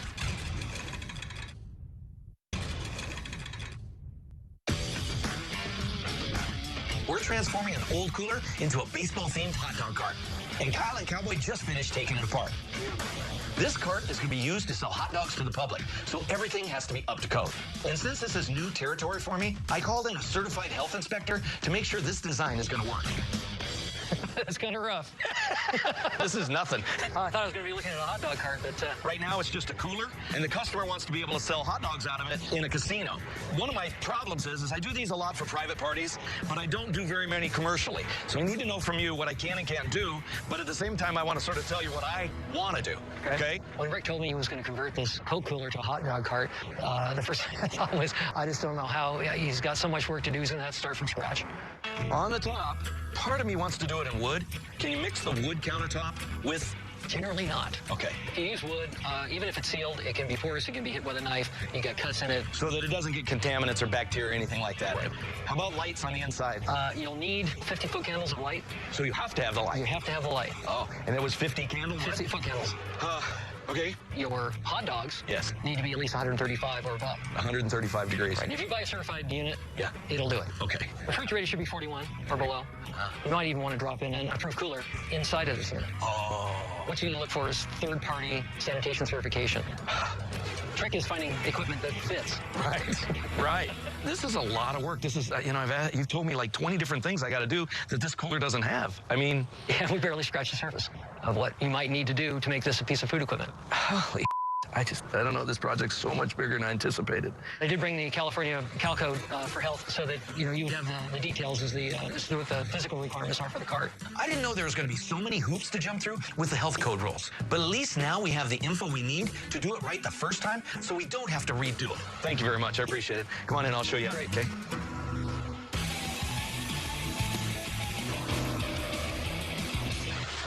Hey, Dad. Yeah. I just got off the phone with the people for the Dodger dog cart. Yeah. And they were telling me they're working on getting some players in, trying to get some people there for the reveal. Cool. And they were telling me they for sure have one guy, Tommy Lasorda or something. Tommy Lasorda? You know who Tommy Lasorda is? No. He's like the greatest manager of all. I mean, he's in the Hall of Fame. He used to be the manager for the Dodgers, and he's a legend. He's just a legend, and you're telling me that he's going to be there? Yeah, apparently he's going to be inspecting it on behalf of the Dodgers. Wow, that's going to be a little intimidating. An honor, but at the same time, very intimidating. He was very strict, and he was very good at what he did. And he knows the Dodgers inside sliding out. So this piece has to hit it right on. We gotta hit it hard. Was that a bass power? Yeah. Yeah. Well, thanks. All right, let me know if I can help. All right. Yeah. Holy moly. As if I need any more pressure. Transforming a soda cooler into a hot dog cart is a huge undertaking, so I got all hands on deck for this project. Tyler's carving out some new insulation for the cooler section. And then he's going to help Kyle cut out rear access panels on the unit so our customer can warm the food and restock supplies from behind. Dave is fabricating a steel support frame that's going to hold a brand new steamer in place to warm up the hot dogs and the rolls. And I made sure the steamer is fully certified so it's all up to code. This piece is finally starting to take shape, but we still have a long way to go. Rick! Bradley, don't eat any, all right? I'm trying to prove a point to my brother. What are you doing? Got some dogs going on, all right? We got a little contest going on over here. A contest? No one's some hot dogs. Earlier, my older brother was trying to make like I used to get sick while eating hot dogs back in the day. I could polish off like 12 of them. Yeah, and you got sick on 6 of them. I never got sick, man. I can take a lot of abuse, but I will not be remembered as a guy that can't down a dog with the best of them. $20 to get down. That says I can eat more than any of you. I got 20. Okay? Oh, Kyle's making it rain. Start digging, brother. It's lunch. You guys do what you got to do, but I got to go. Well, I got some time. We got ourselves a time. I got 5 minutes on the clock. It's 3, 2, go! Come on, Ron. Yes, Kyle! You just dipped in your water. Come on, Kyle's on the strategy. Quit diet. If you barf, you're automatically back to 0. Come on. This might be the best decision I make all year to judge this competition. Cowboys bitching, Brettley's cheating, and Ron, it sounds like he's just dying. All right, there's 10 seconds left. You ready? Between Ron and Kyle. Come on, Kyle. Run. He's got one leg. Ah! I gotta give that to Ron. Yeah! You gotta hold it down for 2 damn minutes. Bull. This is coming out instantly. On projects like this, there's always tons of parts that we have to create from scratch. So Tyler and I are making a custom holder for all the condiment containers. Just run that line right there. Okay? Make it straight. It'll be fine. The plasma cutter can slice through this metal in no time, and Tyler's doing a beautiful job on the cuts. I don't get a chance to work side by side with him that often, but seeing him in action like this really makes me proud of how far he's come over the years. Look at that one. It's a good one. We're getting better. Well, that one's good. I got a lot of bases to cover with this hot dog cart. It has to function perfectly, be up to code, and look amazing. But I've also got Tommy Lasorda inspecting it on behalf of the Dodgers. So I called in someone to make sure that it's 100% historically accurate. Hey, babe. Yeah. Mark from the Dodgers is here. Oh, hey, Mark, good to meet you. Very nice to meet you. I've been the team historian for the LA Dodgers since 2002. When it comes to the LA Dodgers or the Brooklyn Dodgers, I'm the guy. All right, Mark, so the reason why I called you, we need to put on Dodger logos on and that's why I needed your help. I needed to know exactly what the logo looked like back in the 60s, basically. Our Dodger Media Guide has a whole list of our history throughout the years. Right. And in the early days, it was just Brooklyn. Right. A lot of people wonder, too, where does the phrase Dodgers come from? Right. Well, back in Brooklyn, they had all these streetcars, and one of the nicknames for the fans and the residents was Trolley Dodgers. Okay. So our great and glorious nickname basically means don't get hit by Get the out of train. the way. Exactly. That's where it came from. But we didn't start to officially call ourselves the Dodgers till 1932. And then 5 years later, then we put it on the uniform. Gotcha. And this is the script, and based on the 1938 uniform, this hasn't changed, but we incorporate the dog, and then we have the flourish with the S to put it all together like one big giant uniform on the front. Oh, okay. But the generic Dodger script has been the same since 1938. Oh, wow, that's really cool. Dodgers came to LA in like 50, 58? We started in 1958 at the Coliseum, and we played 4 years there. Dodger Stadium opened in 1962, and the origin of the hot dog, the person that was in charge of the stadium restaurants, Thomas Arthur, he remembered the Coney Island days of the footlong Frank. Oh, yeah. And so he thought, well, let's call them footlongs. And after a couple weeks, they sort of gave him grief and said, hey, they're not really that long. And so he thought, well, how about Dodger, hot dog? He cut it, Dodger dog, and just made it up off the top of his head. And now it's the famous ballpark cuisine. You got your peanuts and cracker jacks. But If you're in Los Angeles, you're eating Dodger Dodger dogs. dogs. Well, thank you very much. I really pleasure. appreciate you bringing this. This is perfect. Can I borrow this? Oh, you can have it. Awesome. Awesome. Big chapter on Tommy Lasorda. Make sure you read that. I'll read that first. I'm really under the gun to get this Dodger dog cart finished, so Ted and I are getting started on the artwork right away. We worked all the team logos and graphics into the overall design, and now it's his turn up at bat. We matched the classic Dodger blue, and the color scheme that we came up with is really gonna pop at the casino. We're also recreating the original Dodgers font on all 4 sides, so no matter where you are in the casino, you'll know exactly where to go to get your Dodger dogs.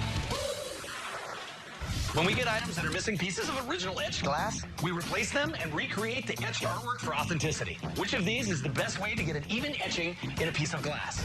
A, use sandpaper. B, use steel wool. C, glass bead blast it. D, soda blast it. The answer and more coming up next. Which of these is the best way to get an even etching in a piece of glass? The answer is C, glass bead blasting. First, we mark out the areas that we don't want to be etched with masking tape or duct tape. Then, working with medium grit glass beads, we blast the exposed areas. Now that it's done, all you have to do is take off the tape and reveal a perfectly etched piece of glass. As you can see here, you got nice sharp edges, and where you blast it, it's nice and rough. It's perfectly done. It's the bottom of the ninth, and we're almost finished with this epic Dodger Dog hot dog cart we've all been working on. Our big showpiece concept, shaped like a baseball diamond, just got back from chroming. And Ted's been working like crazy on a baseball and bat that's going to mount on top of it. Now we just got to get all these pieces together, and I'll be ready to get on the road to California. What are you doing? You ate too many hot dogs, didn't you? All right, well, I'm going down to deliver the Dodger Dog machine, and Tommy Lasorda's going to be there. You want to go? No. All right, well, I'm leaving. I mean, that's the last thing I need is for him to be yakking in my truck, all right? It's too bad that Ron can't come, but I got to haul this cart all the way to California in order to make our deadline. And Tommy Lasorda is not known for being patient. Hey, Rick. Hey. How we doing? Good, Joe. Good to see you again. Good to see you. Yeah. Want to introduce you to Tommy Lasorda? Oh. Hey, Rick, how are you? It's an honor. This is Steve, the executive director here at San Manuel Casino. Great to meet you, Steve. Thanks. We've come a long way. This thing better be good. That's all I'm telling you. Already point. Rick's got to be under the gun right now. You're like a guy pitching a big game. Yeah, that's exactly how I feel right now. There's a lot of pressure on me, especially when Tommy Lasorda, I mean, he's a legend. He knows everything about the Dodgers. If there's one little thing wrong with this, Tommy's going to be the first one to point it out, and I do not want that to happen. Check it out. Right. This thing is great. Look at this thing. This thing is amazing. When I first saw the Dodger card, I was very, very surprised. Oh, it's beautiful. It's really great. The whole thing was great. It was very impressive to me. This is great. I'll tell you that. You got the Dodger Dog right here. You got the baseball bat. You got everything in here, Rick. It's amazing. What made you decide to come up with this thing? That gentleman right there. I pushed him and he delivered. Look at this. It's beautiful. This is about a 1960 vendor that used to be inside of a mom and pop store, and you roll it up, and you reach in and you grab your soda. That's all it was. But he wanted to be able to make it into a hot dog. Hot dog stand. But I wanted to make this into a baseball diamond. So this is all, stainless steel tubing we had to weld together like that. I want to put bases. This second base is actually the motor inside there. Allows the ball to turn. This is amazing. You had a great imagination. We had to start all over again with basically, a shell. Gutted everything out of here because it was sort of set up for just refrigeration. So we put the steamer in that end. Does it keep the hot dogs warm in there? Yeah, that one over there is a warmer, and on the back of it's got a place for the buns. And of course, here's all drinks, and then that's your condiments right there. This is something special, without a doubt. You can always leave the slot machines to come and get this. That's right. It was a huge honor to get a thumbs up on my work from Tommy Lasorda. And then on top of that, they brought in a couple of former Dodgers, Paul LaDuca and Ron Say. All right, so you guys want a hot dog? Yeah, everybody loves Dodger dogs, right? I like what I saw. A lot of people are going to enjoy it, too. This cart is amazing. It's going to sell a lot of hot dogs for us. It looks perfect, and it's going to stand out in this casino. What do you think, Tommy? Great. I like it. They all seemed to love it. They were having a good time. But Tommy, he was really digging in. Great Dodger dog. Wow.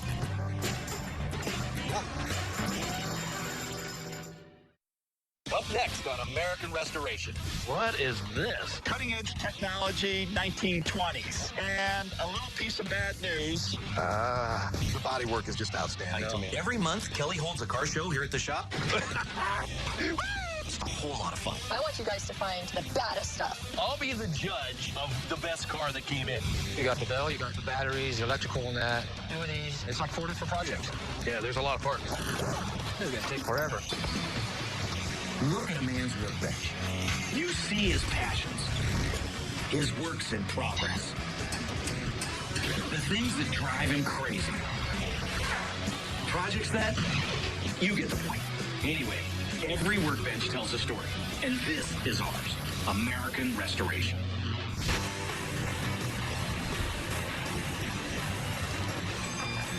If I had to make a list of my all-time favorite customers, Mark from the Ely Train Museum would be one of the first people that comes to mind.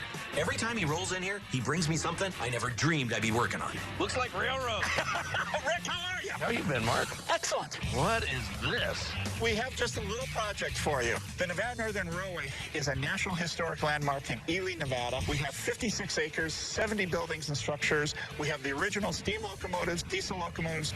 I'm here at Rick's Restoration to have Rick and his crew restore a pair of wigwag signals for the museum up in Ely. What is all this stuff? Well, what you're holding is what's called a flag or a wigwag. See, this is cutting-edge technology, 1920s. Cutting edge. I like Cutting edge, yes. In the past, at railroad crossings, they had a flagman, and the flagman had a red lantern. So every time a train came by, flagman would step out and go like this. Okay. It got very expensive. Right. This was the technological fix. This is basically the flag, then. That is the flag. Going back and forth. Yes, it's called an auto flag. And so we have the two signals, the control box, one bell, and a little piece of bad news. We're missing both flags. What about that one? I'm borrowing that to... Oh, this is where we look at. Yes. So they're that hard to find? Yes, very hard to find. The owner of it says if I don't bring it back, she'll kill me. I mean... It's definitely going to be a challenge to build two of these things from scratch, but at least we have one on hand to use as a template. So how do the trains activate the wigwags? As the train goes through, the metal wheels of the locomotive creates an electric short, sends a signal to the box triggers the signals, train goes past on the other side, short's removed. So it's an on and off switch, basically. Correct. On and off. Yes. Wow, that's amazing. Inside here, we got to totally restore that, make it wired. On the top, does it have the cross? I have pictures. Of what this should look like? Yeah. Okay, cool. The railroad crossing signs are gone, both of them. So we'll go through this. This exterior of it's probably the easiest part. We'll rewire the whole inside, make it look really, really nice. Get these poles out, get them all sandblasted and everything. Go through the wagger motor on the top, paint them all up. Hopefully find the parts and get you this thing. So make sure these guys don't get ran over by a train. What are you thinking it's going to cost to get this all restored back to operating condition? Be gentle. 8 and 8. So I'm looking probably about 18 to 20 grand. Okay. I'm excited about this. This is great. Some of the stuff you bring in is fun. Stuff you don't even get to work on, you know? You good? I'm good. All right. Thank you. Thank you very much. We're going to install them on one of our main tracks, and every train leaving the museum will go past those signals and trigger them. The museum is paying for it with donations from our members, specifically to get these crossings installed and working. He has got to get them to work.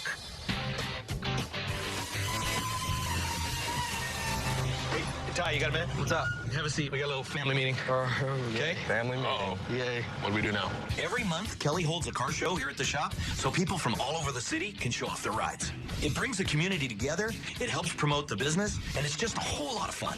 But I really want to get the guys more involved in the event, so Kelly had an idea for a little contest that should be right up their alley. Okay, so you know how I do the car show every first Friday of the month, right? Yeah. And it's been getting bigger and bigger every month. Yeah. We've had some really good stuff. I want you guys to find the baddest stuff, okay? Like as a competition. As a competition? Right. You guys got to go out throughout the neighborhoods and the car shows and everything out in town, and he who finds the best car basically wins. I'll be the judge of the best car that came in. So you know what we need to do? We need to find the car that he will like the most. No, these guys are already trying to rig the We're not trying to rig anything. We're trying to make it fair. Just bring in the baddest car. So what do we get? Week off? A week off. Oh, my God. A week off? Hey. You know, rather be a surprise. I want you to go out and work for it. How do we know it's good then? Because I'm not as cheap as he is, huh? True that. Okay? True that. Oh, my God. Sorry, babe. Make me proud, because this is my deal. Remember that, okay? You got it. Absolutely. I have no idea what these clowns are going to find, but they better not let Kelly down. You do not want to be on Kelly's bad side.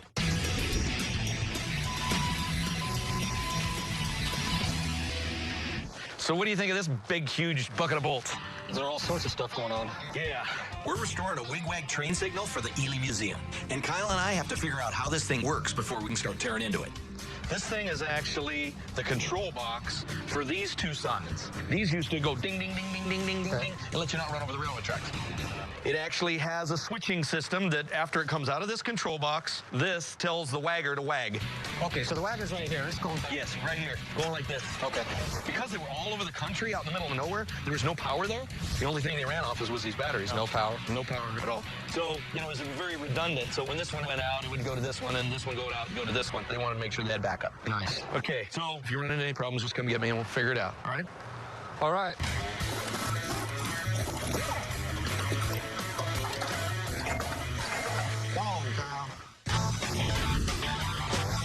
I like a lot. That's a good-looking piece. Isn't it? I'm working on a bike restoration that needed some special parts. So I asked my friend Danny from Counts Customs to come by and check them out. What's up, guys? Hey, my guy for the car show's here. You guys got a minute? What do you got going on? And we gave Brett Lee, Tyler, and Ron the opportunity to go out throughout the town and try to find the best cars to come to the car show. Oh, cool. Yeah, so you want to check it out? Bro, twist my arm. All right, let's go. Sweet. Rick and I both love pickup trucks, so I stuck with what I know and found a guy with the custom Apache that just blew me away when I saw it. This is the winner. Boom. Oh, dude, that's a good-looking truck. Thanks for coming down, man. Hey, brother. What's your name? Danny. Danny, nice to meet you. I remember that. Good to meet you. Beautiful, man. What a good-looking ride. Thank you. I'm reading a 1958 Chevy Apache truck, step side, small window. Special about this truck is that it was my dad's, and it brought our family really close together. When my dad got sick, we went ahead and took it in, all my brothers, and we just built it from the ground up. How many years did it take to restore this It truck? took us 5 years. 5 years. Yeah, we started it, and then my dad got sick. We took a little break to attend to him, and then we got back on it and got it finished up. How's your dad? He passed away. Sorry. To say. God bless you, brother. Thank you. Absolutely. Absolutely. It's a beautiful tribute to him, bro. I love the old school swamp cooler. Nice touch. A lot of original accessories on there. The body work is just outstanding to me. What do you run for a motor in it? We got a 350 Chevy with a 350 automatic. Ah, man. Nice. That. Bernie, why don't you go ahead and fire it up? All right, man. See that? A winner gets some fire his truck up. You may have found a winner here, bro. That's right. I'm serious. Yeah. It looks good. You smell that? Smells like victory. It does smell like Bradley really scored big with his Chevy truck. Ron and Tyler are really going to have to step it up if they want to win because there's no prize for second place. So you ready? I'm ready. All right. Oh, my God! This is better than my imagination, and I have a vivid imagination.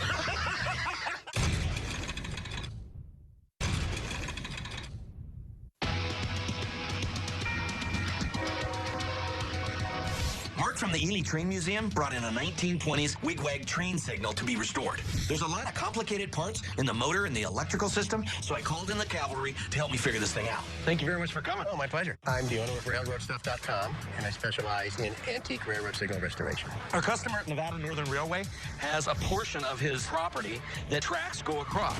So he wants to be able to stop the traffic safely with these signals. Okay, so basically what we need is to know how do I make those work? Well, basically what it is, it's an electromagnetic pendulum. You get a slow start of these magnetic fields interacting with each other, and then it builds up momentum until your banner is swinging from side to side, and then it just rock and rolls. Gotcha. The main issue is to make sure all your coils work. Okay. You know, and once you know that, you can strip everything down, get it all put in there, and rewire it from the schematic, and you'll be happy. So these things here, I think we got figured out. Thanks very much. My pleasure. I searched all over Vegas, and I found a sure thing for this car show contest. My dad loves to keep things all original, and I know he has a thing for old Buicks, so I got this win locked up. Jay, come on! Oh, my God. That's pretty. Look at that. I own a 1956 Buick Estate Wagon. Hey, nice. How you been, Jerry? Hi, I'm good. This is my dad, Rick. Beautiful car. Thank you so much, sir. I love the color. This is a very low production car. And it's what's called a factory 3-speed on the column. Yeah, so that made it even rare. Yeah, maybe only 3,000 were built. Wow, so this is a real rare car. Yeah, 95% of these parts came with a car. They don't reproduce anything for it. So if you don't have it, you're done. You don't get to have it. Car collectors would kill for a piece like this. With only 3,000 made and 95% original parts, it's a rare gem, especially in this condition. When I was a kid, my parents had Buicks. That's all they ever got. And I remember tapping on the dash, doing all these crazy things as a kid. The whole family in the car. The St. Bernards were in the back. Totally. Slobbering all over the windows. The kids are all over the place. See, I knew you'd like it. I love the grill. I mean, I love the bumper. Everything about this car is heavy duty. Character. Oh, wow. Holy smokes. Man, that is just as stock and as perfect as you can get. Oh, my God. The windshield washer, the battery's right. Everything in this is just exactly. As close as I get it, it's original. Yeah. That was the plan. So what do you think, Dad? Did good, huh? I don't know who's going to be the winner yet, but this has definitely brought back a ton of memories, and it's absolutely gorgeous car. Thanks for bringing it in, Jerry. Thank you so much. Very much. Tyler made a great choice with this Buick. I love the original restoration. It's my favorite color, and it brought back great childhood memories. This competition is definitely heating up. It's going to be one heck of a car show. The guys have been making some good progress on this big wigwag project. The control box needed some repair welding. Kyle's been going through all the electrical systems for the signals and the bell. We've been polishing up all the parts so they look like they're factory new again. But one of the trickiest parts of this project is remaking the two wigwag banners from scratch.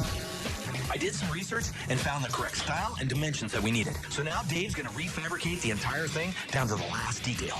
Luckily, the plasma cutter is really good at cutting out all the circular patterns that we need to fabricate it out of sheet metal. Once Dave's done with the fab work, we'll paint them up, mount them on poles, and we'll have a pair of wigwags that look exactly like the originals.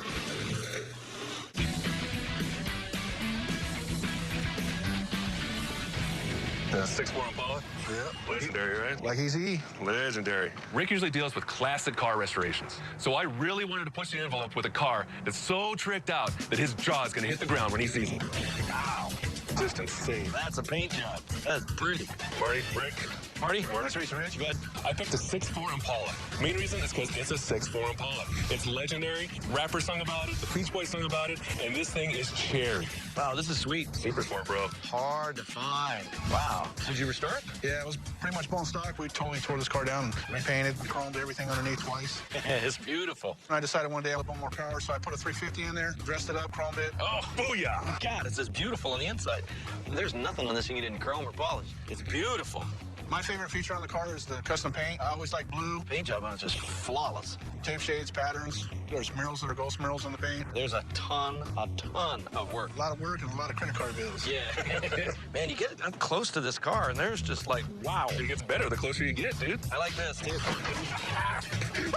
I love that. That was hilarious. How's your trigger doing? Dude, it moves the entire car. Oh my God. This thing, I'm assuming, is what gets the car up. It hydraulically lifts the back end of the car, front end of the car. It literally goes up, down, and Goes up, side. down, and actually three-wheel. That's cool. In case you need to change the tire on the road. Don't need a jack, do you? No. It's legit. Thanks for bringing it over. Oh, thank you. Thanks, Marty. Yep. Good job, Ron. I know this Impala is totally out of Rick's comfort zone, but I definitely think I'm winning this contest. I found a totally unique car, and I didn't kiss his like those other two dipsticks. Dude, that's awesome. He never tells me good job. Thanks, dude. To cut metal precisely, we often use a plasma cutter, which uses electricity to superheat gas and allows us to cut metal like butter. When using a plasma cutter, what is a good indication that you're moving the torch too fast along the material? A, a loud buzzing noise comes from the cut. B, molten metal accumulates along the bottom of the cut. C, sparks fly from the top of the cut back at you. D, sparks fly through the material towards the ground. The answer and more coming up next.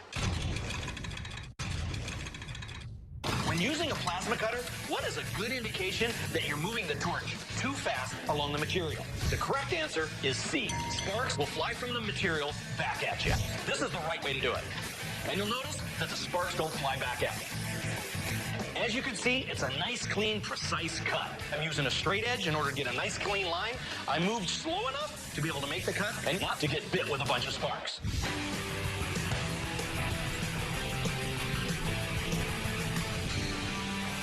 Can you get high enough there, big guy? The wigwag crossing signal for the Nevada Northern Railway Museum is almost complete.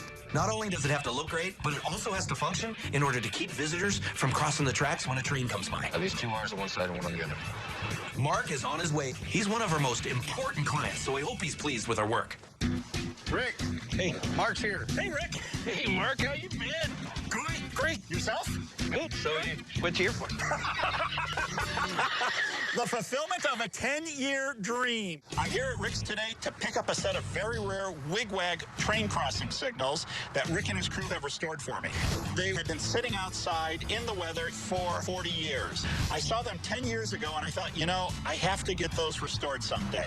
Okay, it's over here. All right. Yeah, why don't you stand right here? All righty. Being able to see these back in perfect condition and them actually working will be just unbelievable. I'm ready to see it. Let's see it. This is a bad boy. Here we go. 1, 2, 3. Oh, my God.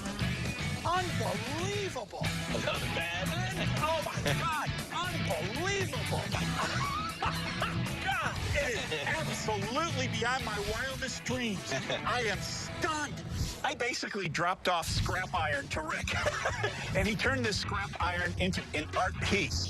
I've been dreaming of this moment for a decade, and Rick, he didn't knock it out of the park, he knocked it out of the solar system. It took every one of my guys. Dave refabricated that whole banner. It's totally hand-built. The pipe, the lenses on the front, the Western Railroad Supply logo on there, we polished that all out, so it popped. You know, if you want to sort of look at it. and I decided to do the harps in black and then have these poles in white. These are reflective. It's just going to stand out like a sore thumb. This is where all the work takes place, is for these things working. If you remember, the inside of this thing was a rat's nest? Left alone for so many years. It was just, wires were worn out, glass insulators around all the switches just destroyed. You want to see what it looks like on the inside? Yes, yes. There we go. There's the inside. Oh, Rick! We just went nuts. We just polished every nut and bolt out. Man, it's all brass. I want to be able to see it. This thing here is something like I'd like to have on my desk. Oh, I can see that, It's so cool. It's got a little handle here. You unwire it, pull it out. They fixed it. Boom, put it back in. This is the brain of the signals. If you don't have that, we don't have signals. No. All right, the $64,000 question. Yeah. Do they work? Give me a second. Let me see if I can wire something up for you. I've been waiting 10 years, Rick. 10 years. Let's see it. All right, here we go. Oh, my God.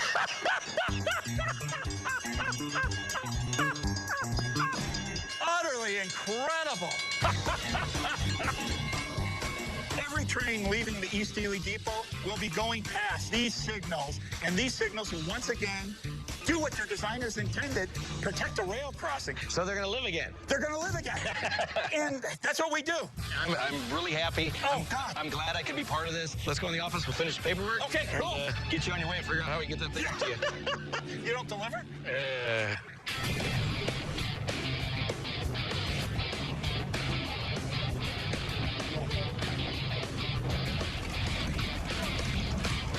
It's the night of Kelly's Car Show. Bradley, Ron, and Tyler all got their cars back to the car show, and now I'm going to announce the winner. 6'4" Impala. Nothing on it. That thing's cool, but this is all original. Look at the chrome. Chrome don't get you home. Chrome envy. Chrome envy, baby. Hey, Ollie, you did a great job. These are awesome cars. And this was a really, really tough decision for me. But the winner is the 56 Buick. Yes! All the cars were beautiful, but the Buick brought up the most sentimental value to me, and that's the one I picked. I'll accept my prize now. What is the prize? The winner gets one paid day off. Yeah, oh my God, it just keeps getting better. Not only did I win, but I get a paid day off. Now I can rub it in Bradley and Ron's face for eternity. All right, guys, awesome job, great deal. You know, let's go enjoy the car show. Good job. Good job. That is a clean car, though.